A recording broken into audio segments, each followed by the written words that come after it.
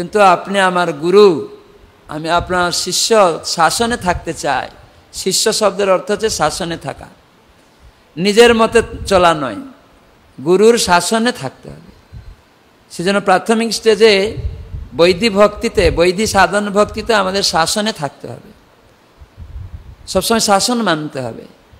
এখনই কৃত্রিম উপায়ে আমরা যেন রাগানুগা অনুকরণ না করি।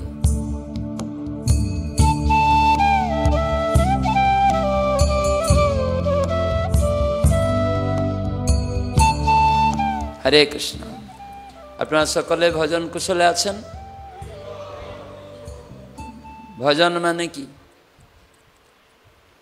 ভজন মানে কি কে জানে? ভজন মানে সেবা। ভজন মানে সেবা। ভগবানের সেবা কুশলে হচ্ছে কি না, এই জন্য আমি জানতে চাইলাম। প্রভুপাদ জিজ্ঞাসা করেছেন যে ভজন মানে ভগবানের সেবা আমি ঠিক ঠিক করছি কি না। ভক্তরা পরস্পর শারীরিক জিজ্ঞাসাবাদ করে, কিন্তু ভক্তরা শারীরিক জিজ্ঞাসা করার প্রয়োজন নেই। কেন না, এই শরীরটা আমরা নই। ভক্তি জীবনে এসে শরীরের কাজ হচ্ছে জন্ম, মৃত্যু, জরা, ব্যাধি, এই চারটি জিনিস থাকবে। কিন্তু মনুষ্য জীবন লাভ করার জন্য যে আমরা খুব ভাগ্যবান, এবং সঙ্গে সঙ্গে এই মনুষ্য জীবনে ভগবত ভক্তি সম্পাদন করছি কি না, সেটা হচ্ছে আসল কথা। ভক্তির মাধ্যমে আমরা এই শরীরের সমস্ত কার্যকলাপ ভগবত সেবায় লাগিয়ে আমরা ভগবত ধামে যেতে পারি। মৃত্যু আসবে, কিন্তু মৃত্যু কিভাবে বরণ করতে হবে প্রভুপাদ দেখিয়ে দিয়ে গেছেন, হরিদাস ঠাকুর দেখিয়ে দিয়ে গেছেন। তো সেজন্য এই নামহট্ট সংঘ গঠন করা হচ্ছে। নামহট্ট প্রচার শুরু হয়েছে মহাপ্রভুর নির্দেশে, আর সেটি নিত্যানন্দ প্রভু প্রচার করলেন, এবং পরবর্তীকালে ভক্তিবিনোদ ঠাকুর তিনি এই নামহট্ট প্রচার উড়িষ্যা, বেঙ্গল, আসাম ইত্যাদিতে নিজে ডেপুটি ম্যাজিস্ট্রেট ছিলেন ব্রিটিশের সময়, গৃহস্থ ছিলেন। তারই সন্তান ভক্তি সিদ্ধান্ত সরস্বতী ঠাকুর প্রভুপাদ, তাঁরই নির্দেশে আজ সারা বিশ্বে ইস্কনকে মানুষ জানতে পেরেছে। সেই ভক্তি সিদ্ধান্ত ঠাকুরের অন্যতম যোগ্য শিষ্য অভয়চরণারবিন্দ ভক্তিবেদান্ত স্বামী প্রভুপাদ, যিনি ইস্কনের প্রতিষ্ঠাতা, তিনি সমগ্র বিশ্ববাসীকে কৃষ্ণ ভাবনায় ভাবিত করলেন। এই ভক্তিবিনোদ ঠাকুরের পুত্র ভক্তি সিদ্ধান্ত সরস্বতী ঠাকুরের নির্দেশ প্রাপ্ত হয়ে ইস্কন প্রতিষ্ঠাতা এত বড় কাণ্ড করলেন। প্রকাণ্ড কাণ্ড হয়ে গেল। সারা বিশ্বের মানুষ, জাতি, বর্ণ, ধর্ম নির্বিশেষে, ধনী, গরিব, শিক্ষিত, অশিক্ষিত, এই যে দেহাত্ম বুদ্ধি ছিল, এবং এই জগতে সব কিছু যে ভগবান জগন্নাথের, কৃষ্ণের, এটি আজকে মানুষ জানতে পারছে। যে দ্বন্দ্ব আমাদের মধ্যে আছে, সেটি থেকে মুক্ত হওয়ার বিশেষ উপায় কৃষ্ণ ভাবনায় ভাবিত হওয়া। এই জন্য ইস্কন প্রতিষ্ঠা হয়েছে, এবং যার ফলে ইস্কনের মাধ্যমে কি করে নগর, গ্রাম, শহর সর্বত্র প্রচার হবে।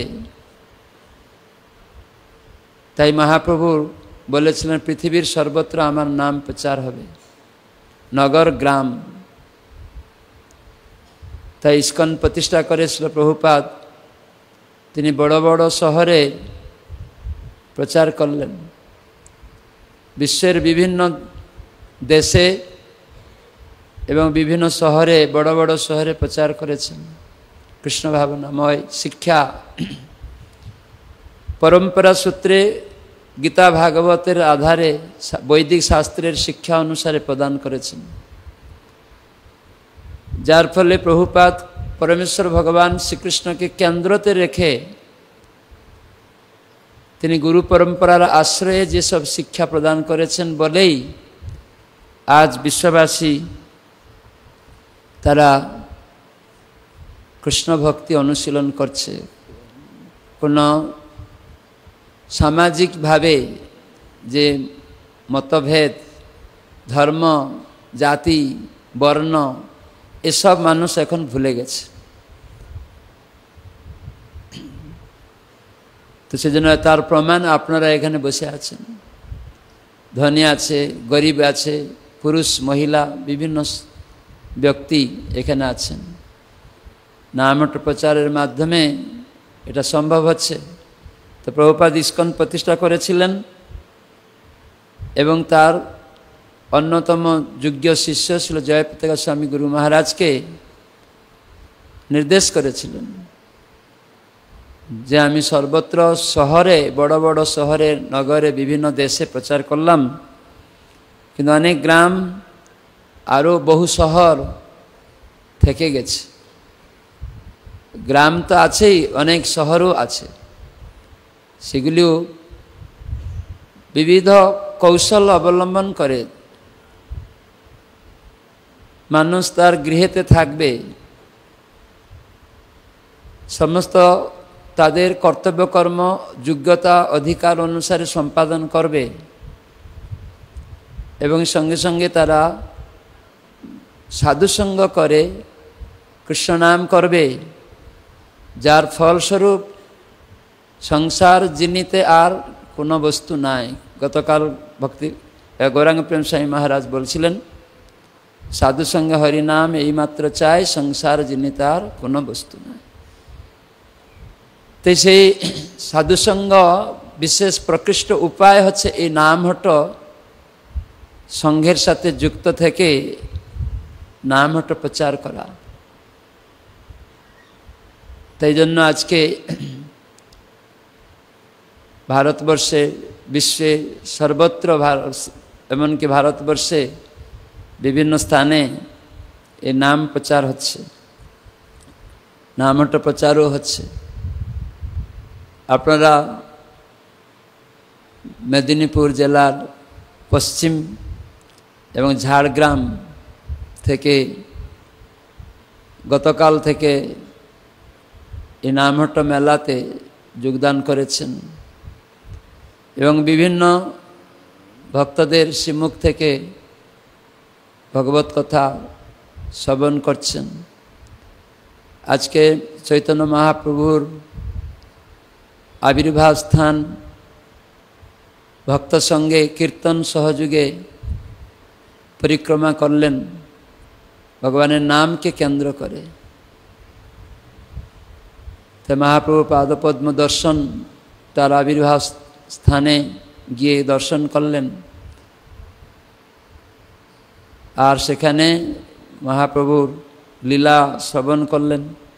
কেন ধামে ভক্তদের শ্রীমুখ থেকে ভগবানের ধামের কথা শোনার মাধ্যমে আমাদের হৃদয়ে ধাম উন্মোচিত হয়। ধামে দর্শন আমরা করতে পারি না, ধাম একটা পর্দা থাকে। ভক্তমুখে ভগবত কথা শ্রবণ, ধাম সম্বন্ধে শ্রবণ মাধ্যমেই সেই পর্দাটা, জড় মায়ারূপক পর্দাটা খুলে দেয় ভক্তরা। তার ফলে ধাম হৃদয়ে স্ফুরিত হয়।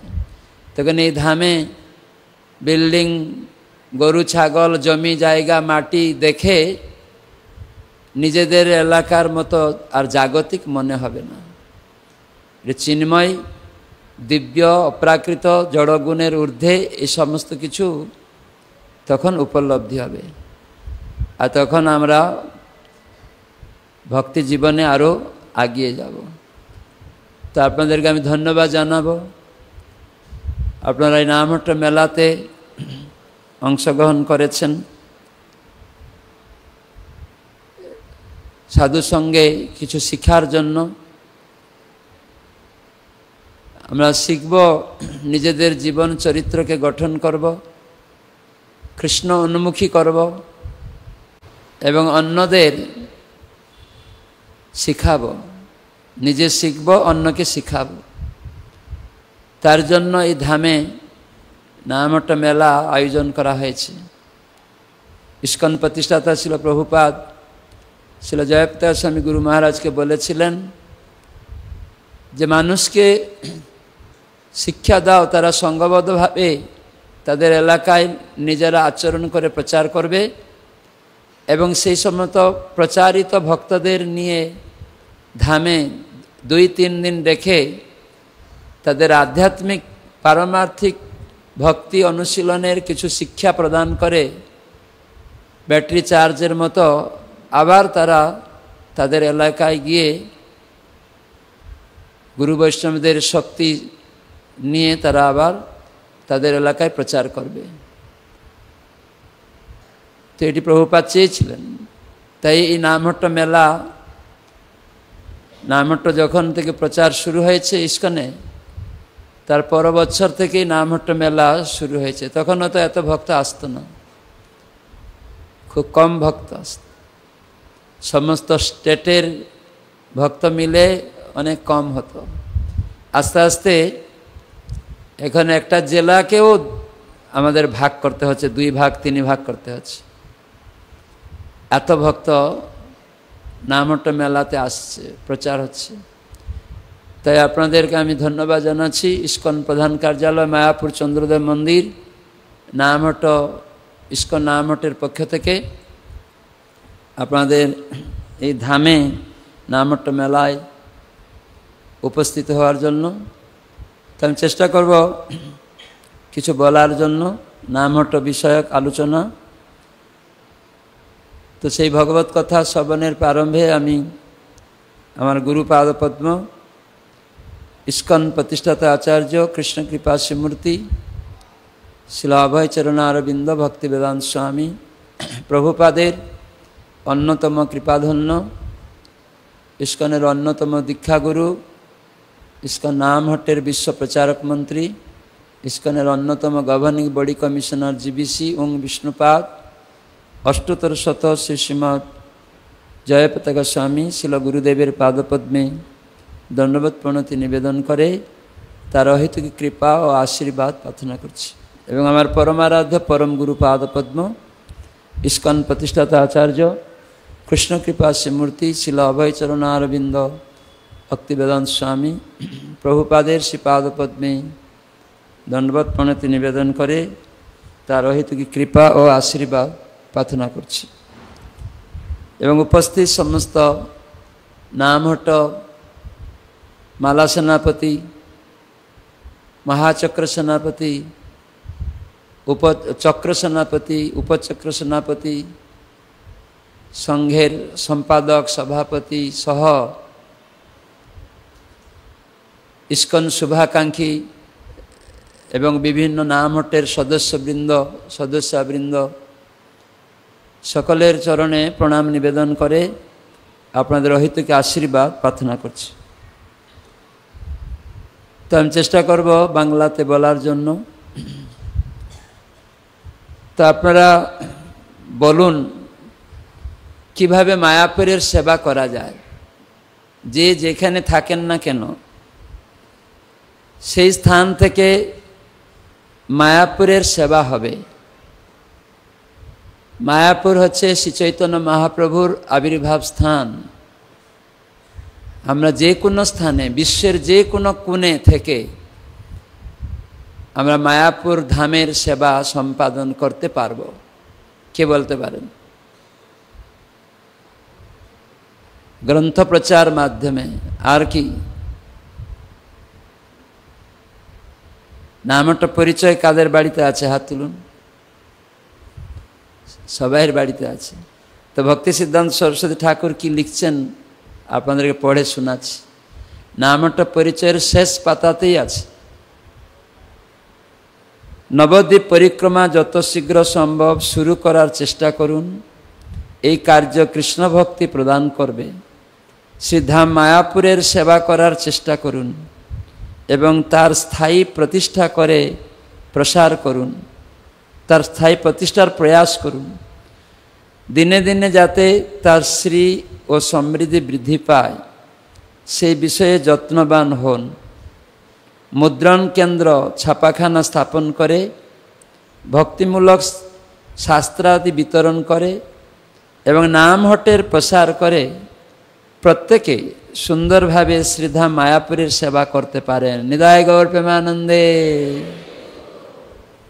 তো নামহট্ট প্রচার করে মায়াপুর ধামের সেবা হবে, গ্রন্থ বিতরণ করে মায়াপুর ধামের সেবা হবে, যেই জায়গায় আপনারা থাকি না কেন।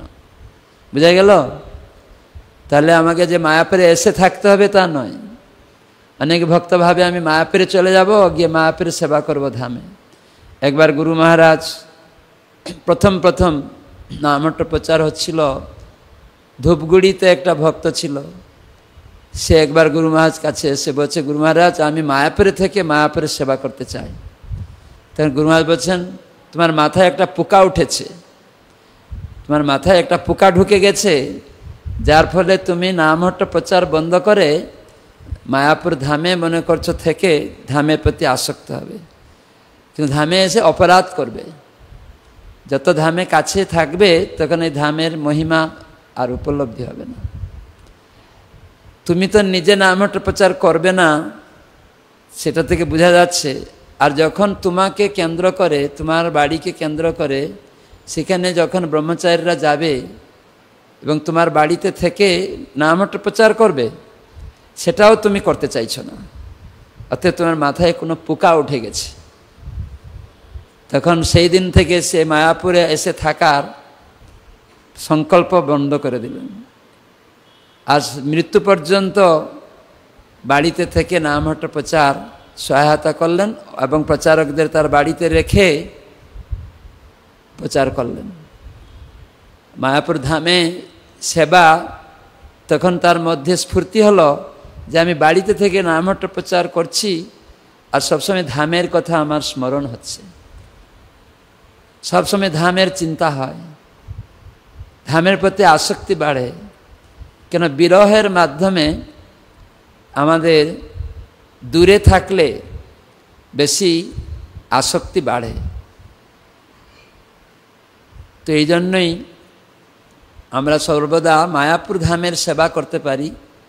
মায়াপুরের মহিমা যেসব গ্রন্থতে রয়েছে, তো সেজন্য গীতা ভাগবতের প্রকাশ হয়েছে, ভগবানের কথা, চৈতন্য চরিতামৃত, এসব গ্রন্থ নিজেদের বাড়িতে রাখা, অধ্যয়ন করা, আর সেটি আমাদের ছাপতে হবে না, ইস্কন থেকে যেটি ছাপানো হচ্ছে তার জন্য ভক্তিবেদান্ত বুক ট্রাস্ট প্রভুপাত করে গেছেন। আমরা কেবল গ্রন্থ আমাদের আনুগত্যভাবে নামহট্ট ভক্তরা, নামহট্ট প্রচারক থেকে গীতা ভাগবত নিয়ে তারা নামহট্ট প্রচার করবে। নামহট্ট এলাকাতে বাড়ি বাড়ি, যাদের বাড়ি গীতা নেই, ভাগবত নেই, চৈতন্য চরিতামৃত নেই, তাদের বাড়িতে বাড়িতে গ্রন্থ পৌঁছাবে। কখনো কখনো দানও করবে কেউ কেউ সক্ষম অনুসারে, আবার কখনো কখনো সেই গ্রন্থ জেলা প্রচার থেকে নিয়ে বিতরণ করবে। গীতার দাম 270 টাকা, সেটা বিতরণ করবে। নিঃস্বার্থ সেবা, ভগবত সেবা হচ্ছে নিঃস্বার্থ, কোনো স্বার্থ থাকলে হবে না। আর এই নামহট্ট প্রচার হচ্ছে আনুগত্যময়ী সেবা, এটা কখনো স্বতন্ত্রভাবে নয়। স্বতন্ত্রতা প্রভু হওয়ার দুর্বুদ্ধি আসবে, দুষ্ট বুদ্ধি মনে পোষণ হবে, তখন আপনি অধপতন হয়ে যাবেন। এই জন্য স্বতন্ত্রতাই প্রভু হওয়ার দুর্বুদ্ধি আসবে। আমি শ্রেষ্ঠ হব, আমার কথা সবাইকে শুনতে হবে, কিন্তু নামহট্ট প্রচারটা তার জন্য নয়। আমাদের নামহট্ট প্রচার সম্পূর্ণ নামহট্ট সংঘতে কেন্দ্রবিন্দু থাকতে হয়। সেখানে কেন্দ্রবিন্দু হচ্ছেন পরমেশ্বর ভগবান শ্রীকৃষ্ণচন্দ্র, রাধা মাধব। আর শিল প্রভুপাদ ইস্কনের প্রতিষ্ঠাতা রূপে তিনি সমগ্র বিশ্ববাসীকে রাধা মাধব সেবা শিখালেন এবং তিনি বহু গ্রন্থের ভাষ্য আচার্যগণের শিক্ষাকে সরল ভাষাতে প্রদান করলেন। কৃষ্ণ নিতাই গৌর তাদের যে উদ্দেশ্য, তাদের যে ইচ্ছা, তাদের সেবা করার যে পন্থাবলী প্রভুপাদ সরলভাবে গ্রন্থগুলিতে তিনি প্রদান করেছেন। তো সেগুলি আমরা প্রভুপাদকে আশ্রয় করে রাধা মাধবকে এই নামহট্টের মধ্যে কেন্দ্রবিন্দুতে রেখে নামহট্ট প্রচার করব, নিজেকে কেন্দ্রে রেখে নয়। প্রভুপাদ বলেছেন, যখন কোনো ভক্ত রাধা মাধবের কথা, গুরু কৃষ্ণের কথা, তাদের সেবার কথা অন্যদেরকে বুঝাবে, বলবে, সেটা নিজেকে কেন্দ্রে না রেখে রাধা মাধব গুরু বৈষ্ণবদের কথা, সেবার কথা যদি শিখায়, তাহলে সেটা কত বড় আনন্দ হবে। আনন্দ হবে, আনন্দ হবে। এগুলি প্রভুপাদ অনেক শিক্ষা আমাদেরকে দিয়েছেন। তো সেজন্য আমাদের কর্তব্য যে নামহট্ট সংঘ দায়িত্ব নিলাম প্রচারের জন্য, মালা সেনাপতি হলাম, মহাচক্র সেনাপতি হলাম, চক্র সেনাপতি হলাম, উপচক্র সেনাপতি হলাম, সংঘ সম্পাদক সভাপতি কোষাধ্যক্ষ হলাম। কিন্তু আমরা যদি নিজেকে ওই সংঘের কেন্দ্রতে রেখে দেই, নিজের কথাই বলি, আমি তোমাদেরকে ভক্ত বানালাম, আমি নিয়ে আসলাম, আমি সব করলাম, যদি এটা হয় তাহলে সেটা কখনো সদস্যদের মধ্যে তারা কখনো উন্নতি করতে পারবে না। তাদের মধ্যেও সেই স্বতন্ত্র ভাব জাগ্রত হবে, যার ফলে তারা নামহট্ট মহামিলনে আসতে অনীহা করবে। তারাও একটা স্বতন্ত্র গ্রুপ তৈরি করার প্রয়াস করবে যে আমি শ্রেষ্ঠ হব। তো এই জন্যই নামহট্ট সংঘ যখনই 20 জন হবে 2 ভাগ করে দিতে হবে। কেন অনেক ভক্তদের মধ্যে সেই প্রবণতা থাকে সম্পাদক হওয়ার, সভাপতি হওয়ার, কোষাধ্যক্ষ হওয়ার। তখন আরেকটা গ্রুপ যদি বেড়ে যায় 10 জন 10 জন, তাহলে 2টি গ্রুপে আরেকজন সেক্রেটারি দায়িত্ব পেয়ে গেল, সভাপতি আরেকজনকে নিযুক্ত করানো গেল। তো মানে সেবাতে আরেকজনকে যোগ্য আছে তাকে আমরা দিচ্ছি না, নিজে কুক্ষিগত করে না, ভাঙবো না, এই একটা সঙ্গ থাকবে, আমি লিডার হব, এরকম না। এই জন্য কমপক্ষে মহাপ্রভুর শিক্ষা, ভক্তিবিনোদ ঠাকুরের শিক্ষা, কালকে পূজ্যপাদ মহারাজ বলছিলেন না যে কমপক্ষে 5-7 জনকে নিয়ে একটা সংঘ করতে হবে, সেটাই সংঘ পরিকাঠাম থাকবে। মহাপ্রভু নিজে বলেছেন, মহাপ্রভু কি বলেছেন কে বলতে পারে? কতজনকে নিয়ে মহাপ্রভু বসতে বলেছেন, হরিনাম করতে বলেছেন? সেটা কে বলতে পারে সেই শ্লোকটা? 10 পাঞ্চে মিলি নিজ দ্বারেতে বসিয়া কীর্তন কর সবে হাতে তালি দিয়া, হরে কৃষ্ণ কৃষ্ণ কৃষ্ণ হরে হরে, হরে রাম রাম রাম হরে হরে, কৃষ্ণ কৃষ্ণ কৃষ্ণ হরে হরে, হরে রাম রাম রাম হরে হরে। কিভাবে কীর্তন করতে হবে? হাতে তালি দিয়ে। তা আমরা অনেক সময় কমপ্লেন করি, মহারাজ আমাদের মৃদঙ্গ করতাল নেই। তাহলে কি করে হবে? মৃদঙ্গ করতাল নেই, আমাদের খোল বাজানোর লোক নেই। যদিও ছিল, আমরা 15 জন ছিলাম, জেলা প্রচারক এসে বা চক্রবর্তী এসে আমাদের গ্রুপটাকে ভেঙে দিয়ে বললেন তোমরা 8 জন 7 জন 15 জন 2টা গ্রুপ হয়ে যাও। তো আমরা এই একটা দলেতে আমাদের একজন ভালো বাদক ছিল, সে আরেকটা দলে চলে গেল, তো কে বাজাবে? এই জন্য আমরা নামহট্টটা বসছে না, ভালো কীর্তন হচ্ছে না, মৃদঙ্গ বাদক নেই বলে আর আমরা বসতে পারছি না। এটা ঠিক না ভুল? কেন? ভগবানের নাম কোনো কিছুর অপেক্ষা করবে না। ভগবানের নাম অনপেক্ষণীয়, কোনো কিছুকে অপেক্ষা করবে না। যে মৃদঙ্গ নেই, করতাল নেই, বাদক নেই, গায়ক নেই, তাই হরিনাম হবে না। শ্রদ্ধাবান ভক্ত যারা উপলব্ধি করেছেন যে ভগবান কৃষ্ণ একমাত্র কেন্দ্র এবং তাকে কেন্দ্র করেই তিনি মূল আশ্রয়দাতা, তার ভক্তের মাধ্যমে আশ্রয় তিনি গ্রহণ করছেন, সেটা যখন আমরা বুঝব, তাহলে আমাদের হাতে তালি কীর্তন করা, মৃদঙ্গ আছে নেই এইসব চিন্তা না করে ভগবান খুশি হবেন সেটা চিন্তা করতে হবে। সেজন্য চেষ্টা করতে হবে যে 10-5 মিনিট নিজে দ্বারে বসে হাতে তালি দিয়ে কীর্তন করবেন। তা আপনারা এটা করবেন সবাই? মৃদঙ্গ করতাল না থাকলেও করবেন তো? কিভাবে করবেন? হাতে তালি দিয়ে। খুব ভালো।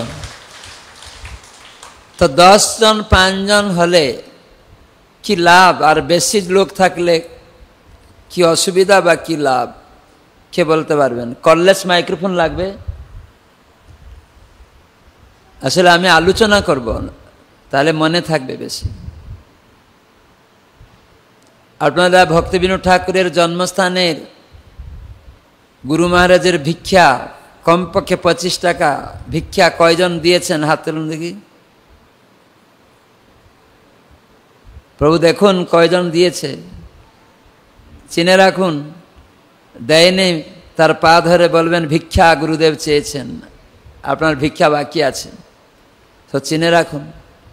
তো কারা দেয়নি হাত তুলুন দেখি। দেয়নি, এখনো সময় পায়নি বলে দেয়নি, অত চিন্তা নেই, আপনার সময় আছে কাল পর্যন্ত, সময় পেলেই দিয়ে দিবেন, ঠিক আছে? ওনারা না দেওয়ার জন্য বসেনি, সময় পায়নি, এত ব্যস্ত, সেই জন্য আপনাদের কাছে যেতে পারিনি।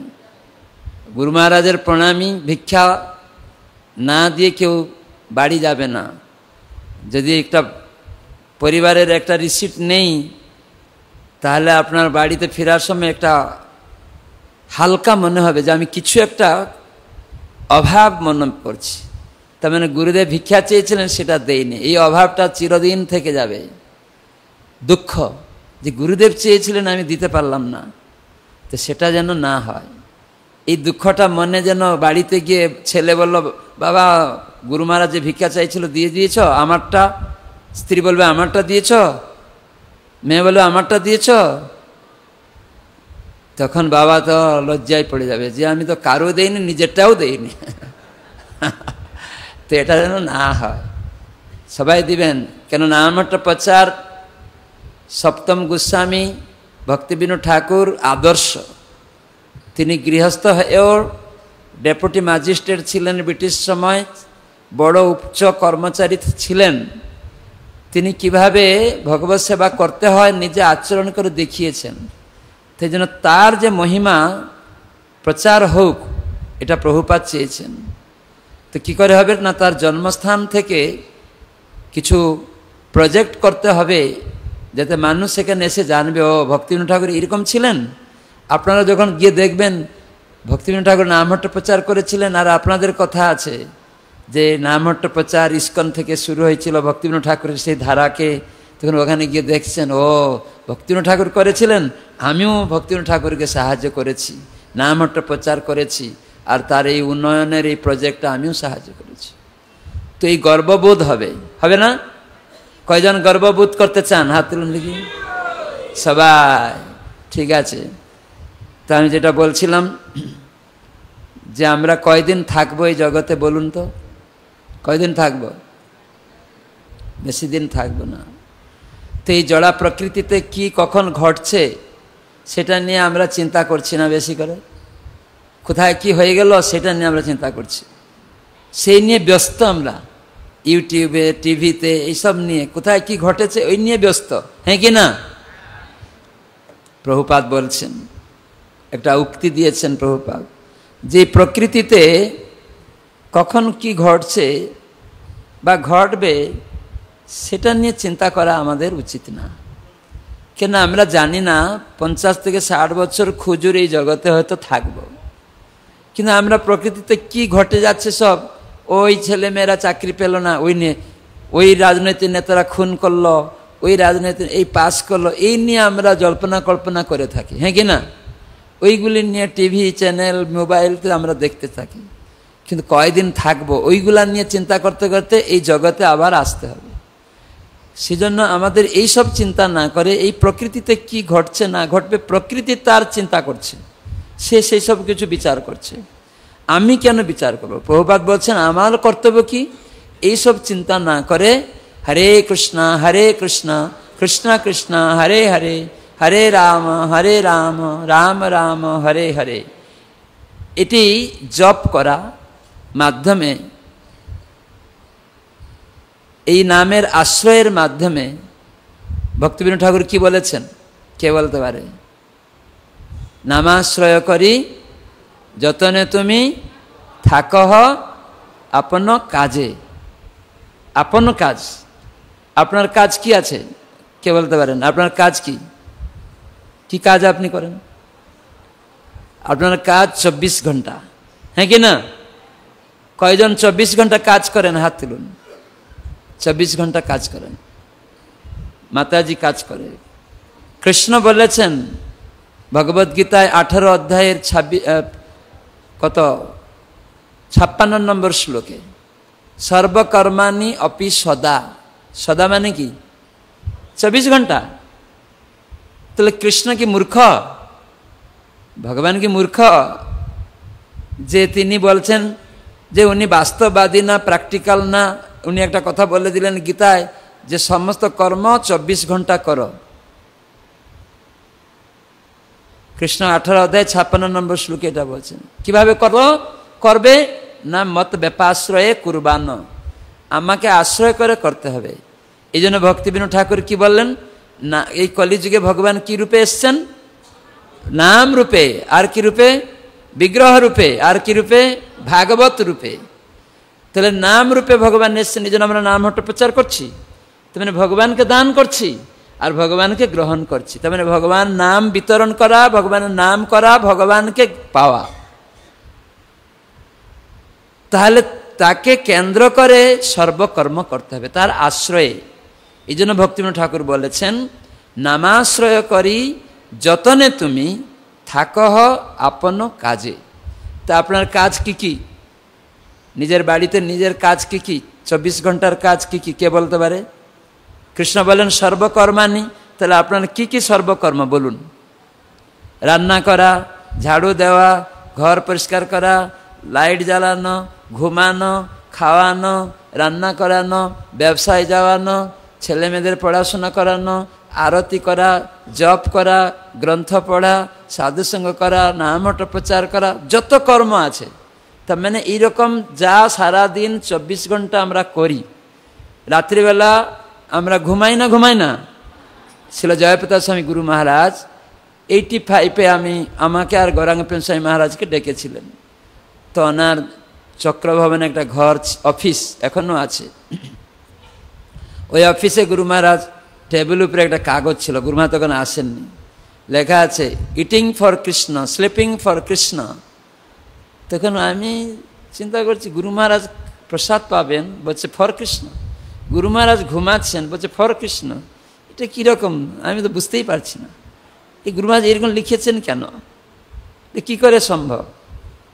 কি করে? গুরু মহারাজ খাচ্ছেন, বলছে কৃষ্ণের জন্য আমি খাচ্ছি। গুরু মহারাজ ঘুমাচ্ছেন, বলছে আমি কৃষ্ণের জন্য ঘুমাচ্ছি। তো ওই দিনে রাত্রিবেলা গুরু মহারাজ 85-এ গীতা পাঠ করবেন। আবার আমরা সবাই গেছি।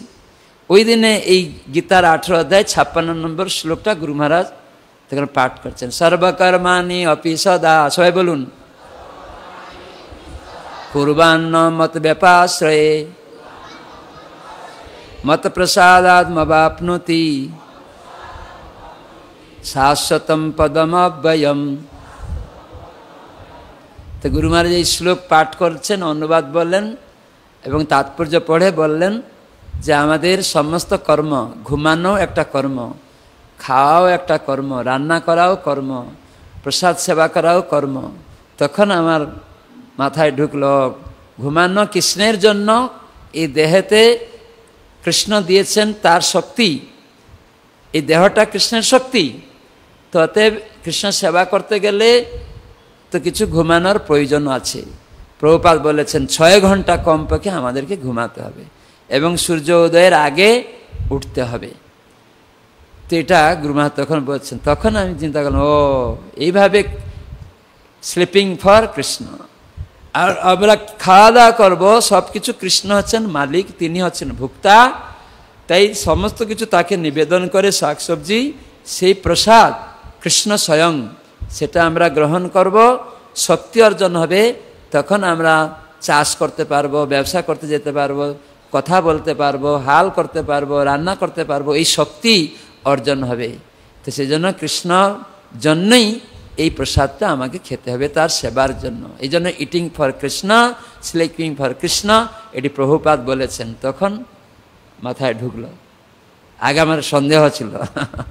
ওই দিনেই গুরু মহারাজ সমস্ত সন্দেহ নিরসন করে দিয়েছিলেন। জয় শ্রী জয় পিতা স্বামী গুরু মহারাজ কি।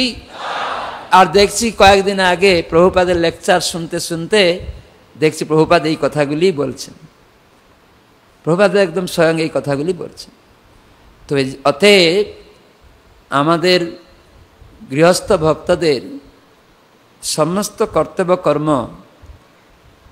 এই যে নামটা প্রচারের মাধ্যমে আমাদেরকে শিখাতে হবে। আদর্শ গৃহস্থ, যেখানে আপনি নিজে ভোরে উঠছেন, আপনাকে দেখে একটা সাধারণ মানুষ সে দেখবে যে উঠে কি লাভ হচ্ছে, সে উঠছে অনেক দেরিতে, তার কাজের মান আর আপনার কাজের যে ধরন দেখা যাবে। আপনি অনেক সেবা করছেন, ও অলসতা, ঘুমাচ্ছে কখন এবং উঠছে কখন, এবং তার কাজের অলসতা, মন্দ ভাব।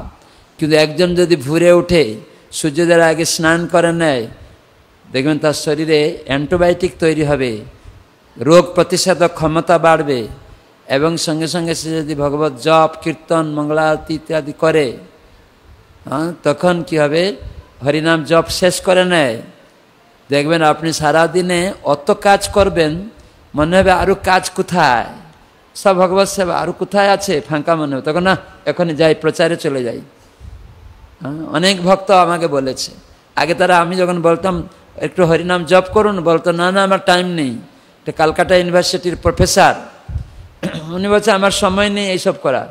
তখন করুন না, একমালা জপ, ভিক্ষা চাইছি।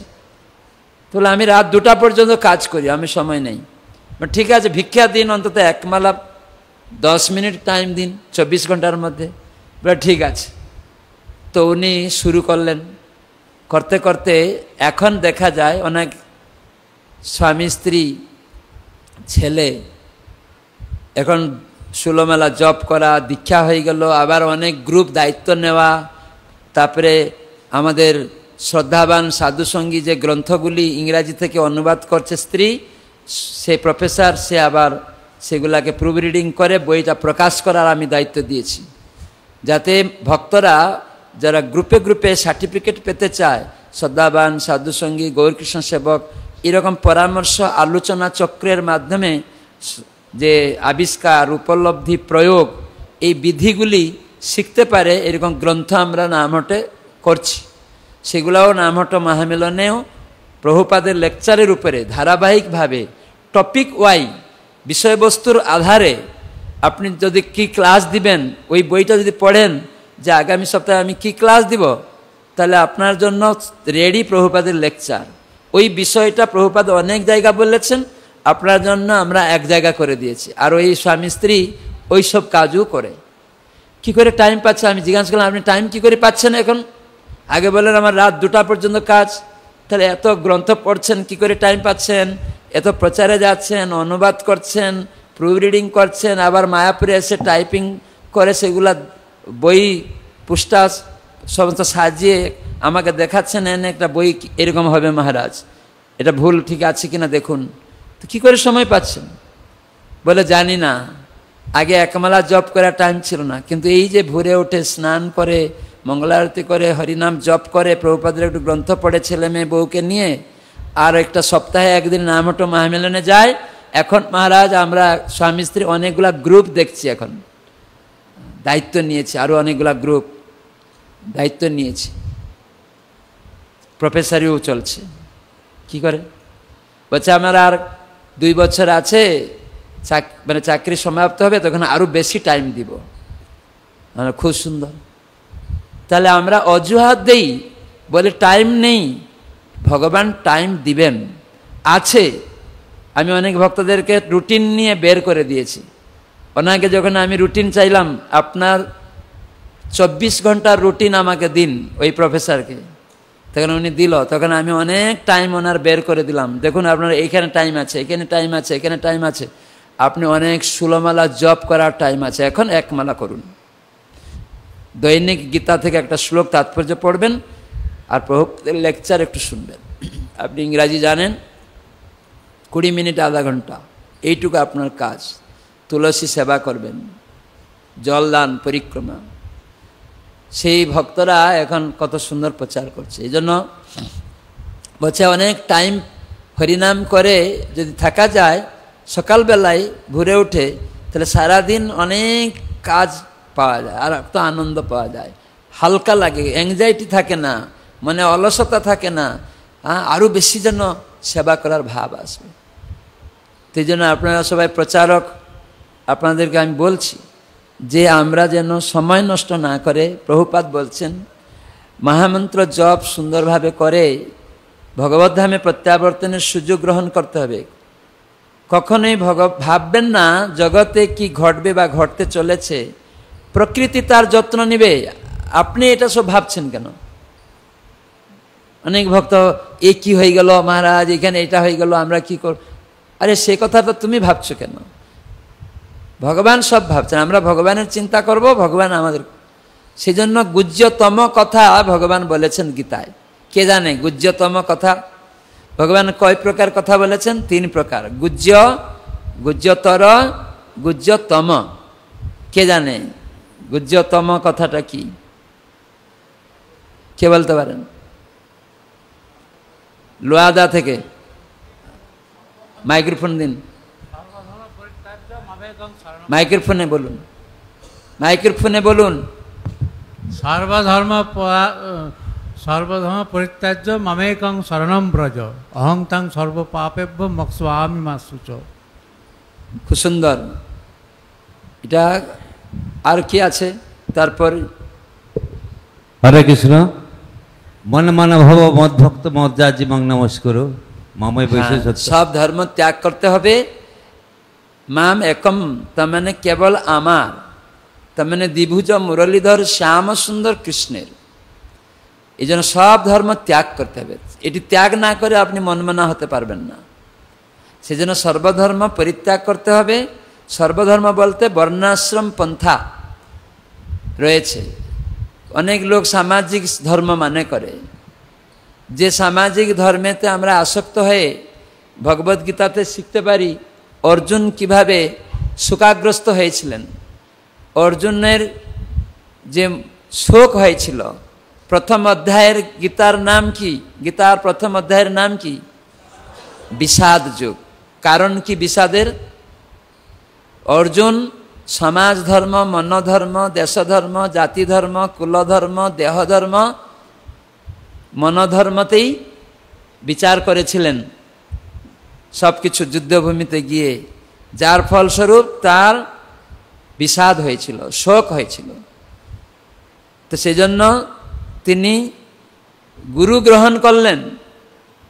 তার মানে শরণাগতির মাধ্যমে একজন দিব্য জ্ঞান লাভ করে। শরণাগতি না হলে আমরা দিব্য জ্ঞান লাভ করতে পারি না। সেই জন্য অর্জুন শরণাগত হয়েছিলেন। শিষ্যস্তেহম সাধিমাম ত্বাং প্রপন্নম। আমি কর্তব্য বিমূঢ় হয়ে পড়েছি, বুঝতে পারছি না কি করণীয় অকরণীয়, কিন্তু আপনি আমার গুরু, আমি আপনার শিষ্য শাসনে থাকতে চাই। শিষ্য শব্দের অর্থ হচ্ছে শাসনে থাকা, নিজের মতে চলা নয়, গুরুর শাসনে থাকতে হবে।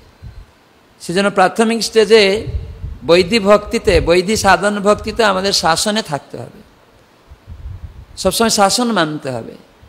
এখনই কৃত্রিম উপায়ে আমরা যেন রাগানুগা অনুকরণ না করি। বৃন্দাবনে অনেক বাবাজি টাবাজি বা অন্যান্য মহন্তদের অনুকরণ করে আমরা যেন রাধে রাধের দিকে না চলে যাই। রাধে রাধে বলা ভালো, কিন্তু এই সময় আমাদের যোগ্যতা নেই। সেরকম উন্নত স্তরের ভক্ত যারা তারা করছেন, কিন্তু তাদের অনুকরণ করা আমাদের কাজ নয়।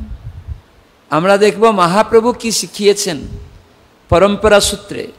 আমরা ইস্কন নামহট্ট ভক্ত, তাই প্রভুপাদের আশ্রয়ে, প্রভুপাদের শিক্ষাধারা অনুসারে আমাদের এই কলিযুগের যুগধর্ম হরে কৃষ্ণ মহামন্ত্র শুনে শুনে আমাদেরকে জপ করতে হবে। কিভাবে করতে হবে? শুনে শুনে জপ করতে হবে। তো এই জন্য ভগবানের এই প্রকৃতিতে কি ঘটছে না ঘটছে সেই সব দিকে নজর রাখবেন না, আর এই সর্বকর্ম ভগবানের আশ্রয়ে করতে হবে। তো সেই জন্য বিষাদগ্রস্ত থেকে আপনি মুক্ত হবেন। কখন বিষাদগ্রস্ত থেকে মুক্ত হবেন? না যখন এই সমাজ ধর্ম, মন্নধর্ম, দেহধর্ম, জাতি ধর্ম, দেশধর্ম, সর্বধর্ম আর আমাদের যে বর্ণাশ্রম ধর্ম, সনাতন ধর্মের যে বর্ণাশ্রম ধর্ম, যেটা হচ্ছে কি না গুণ এবং কর্ম অনুসারে হয়ে থাকে।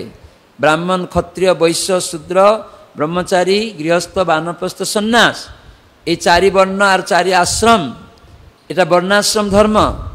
এই পন্থাটা কেবল ক্রমাগতভাবে একজনকে শুদ্ধ স্তরে নিয়ে যাওয়ার জন্য, কিন্তু এটিও মহাপ্রভু ত্যাগ করেছিলেন। বলে না, আমি গোপীভর্ত পদ কমলয় দাস দাস দাসানু দাস। এই জন্য ভগবান কৃষ্ণ ভগবদ্গীতা তার গুজ্যতম সিন্নুমে পরমং বচ, আমার গুজ্যতম কথা, পরম কথা, গোপনীয় কথা, শ্রেষ্ঠ কথা, সর্বধর্মান পরিত্যাজ্য, সব ধর্ম ত্যাগ করো। এই বর্ণাশ্রম টুর্ণাশ্রম, হিন্দু, মুসলিম, খ্রিস্টান, এইগুলি তো নাম নয়। আজকাল লোকেরা ঢুকিয়ে দিয়েছে হিন্দু ধর্ম, মুসলমান ধর্ম, খ্রিস্টান ধর্ম, এইগুলি কোথাও নেই। সেই জন্য এইগুলার নাম এখানে আসে না।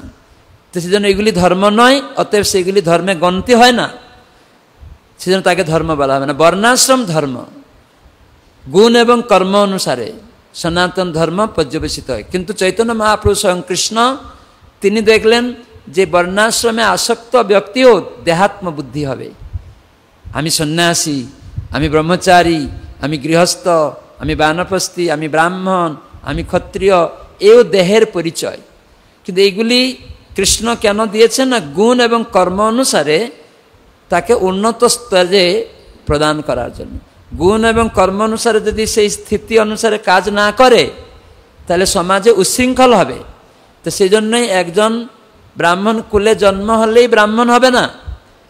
দেখা গেল সে কোনো নিচ কুলে জন্ম কিন্তু ব্রাহ্মণের গুণাবলী, তাহলে সে ব্রাহ্মণ। কৃষ্ণের কথা এটা, এইরকমই বিচার ভগবান দিয়েছেন। সেটাকে না করে আজকালই যে কোনো ব্যক্তিকে সেই গুণের নয় তাকে ব্রাহ্মণ কুলে জন্ম হয়েছে বলে ব্রাহ্মণ বলে দিচ্ছে না, তারা দ্বিজবন্ধু, তারা ব্রাহ্মণ নয়, তারা দ্বিজবন্ধু।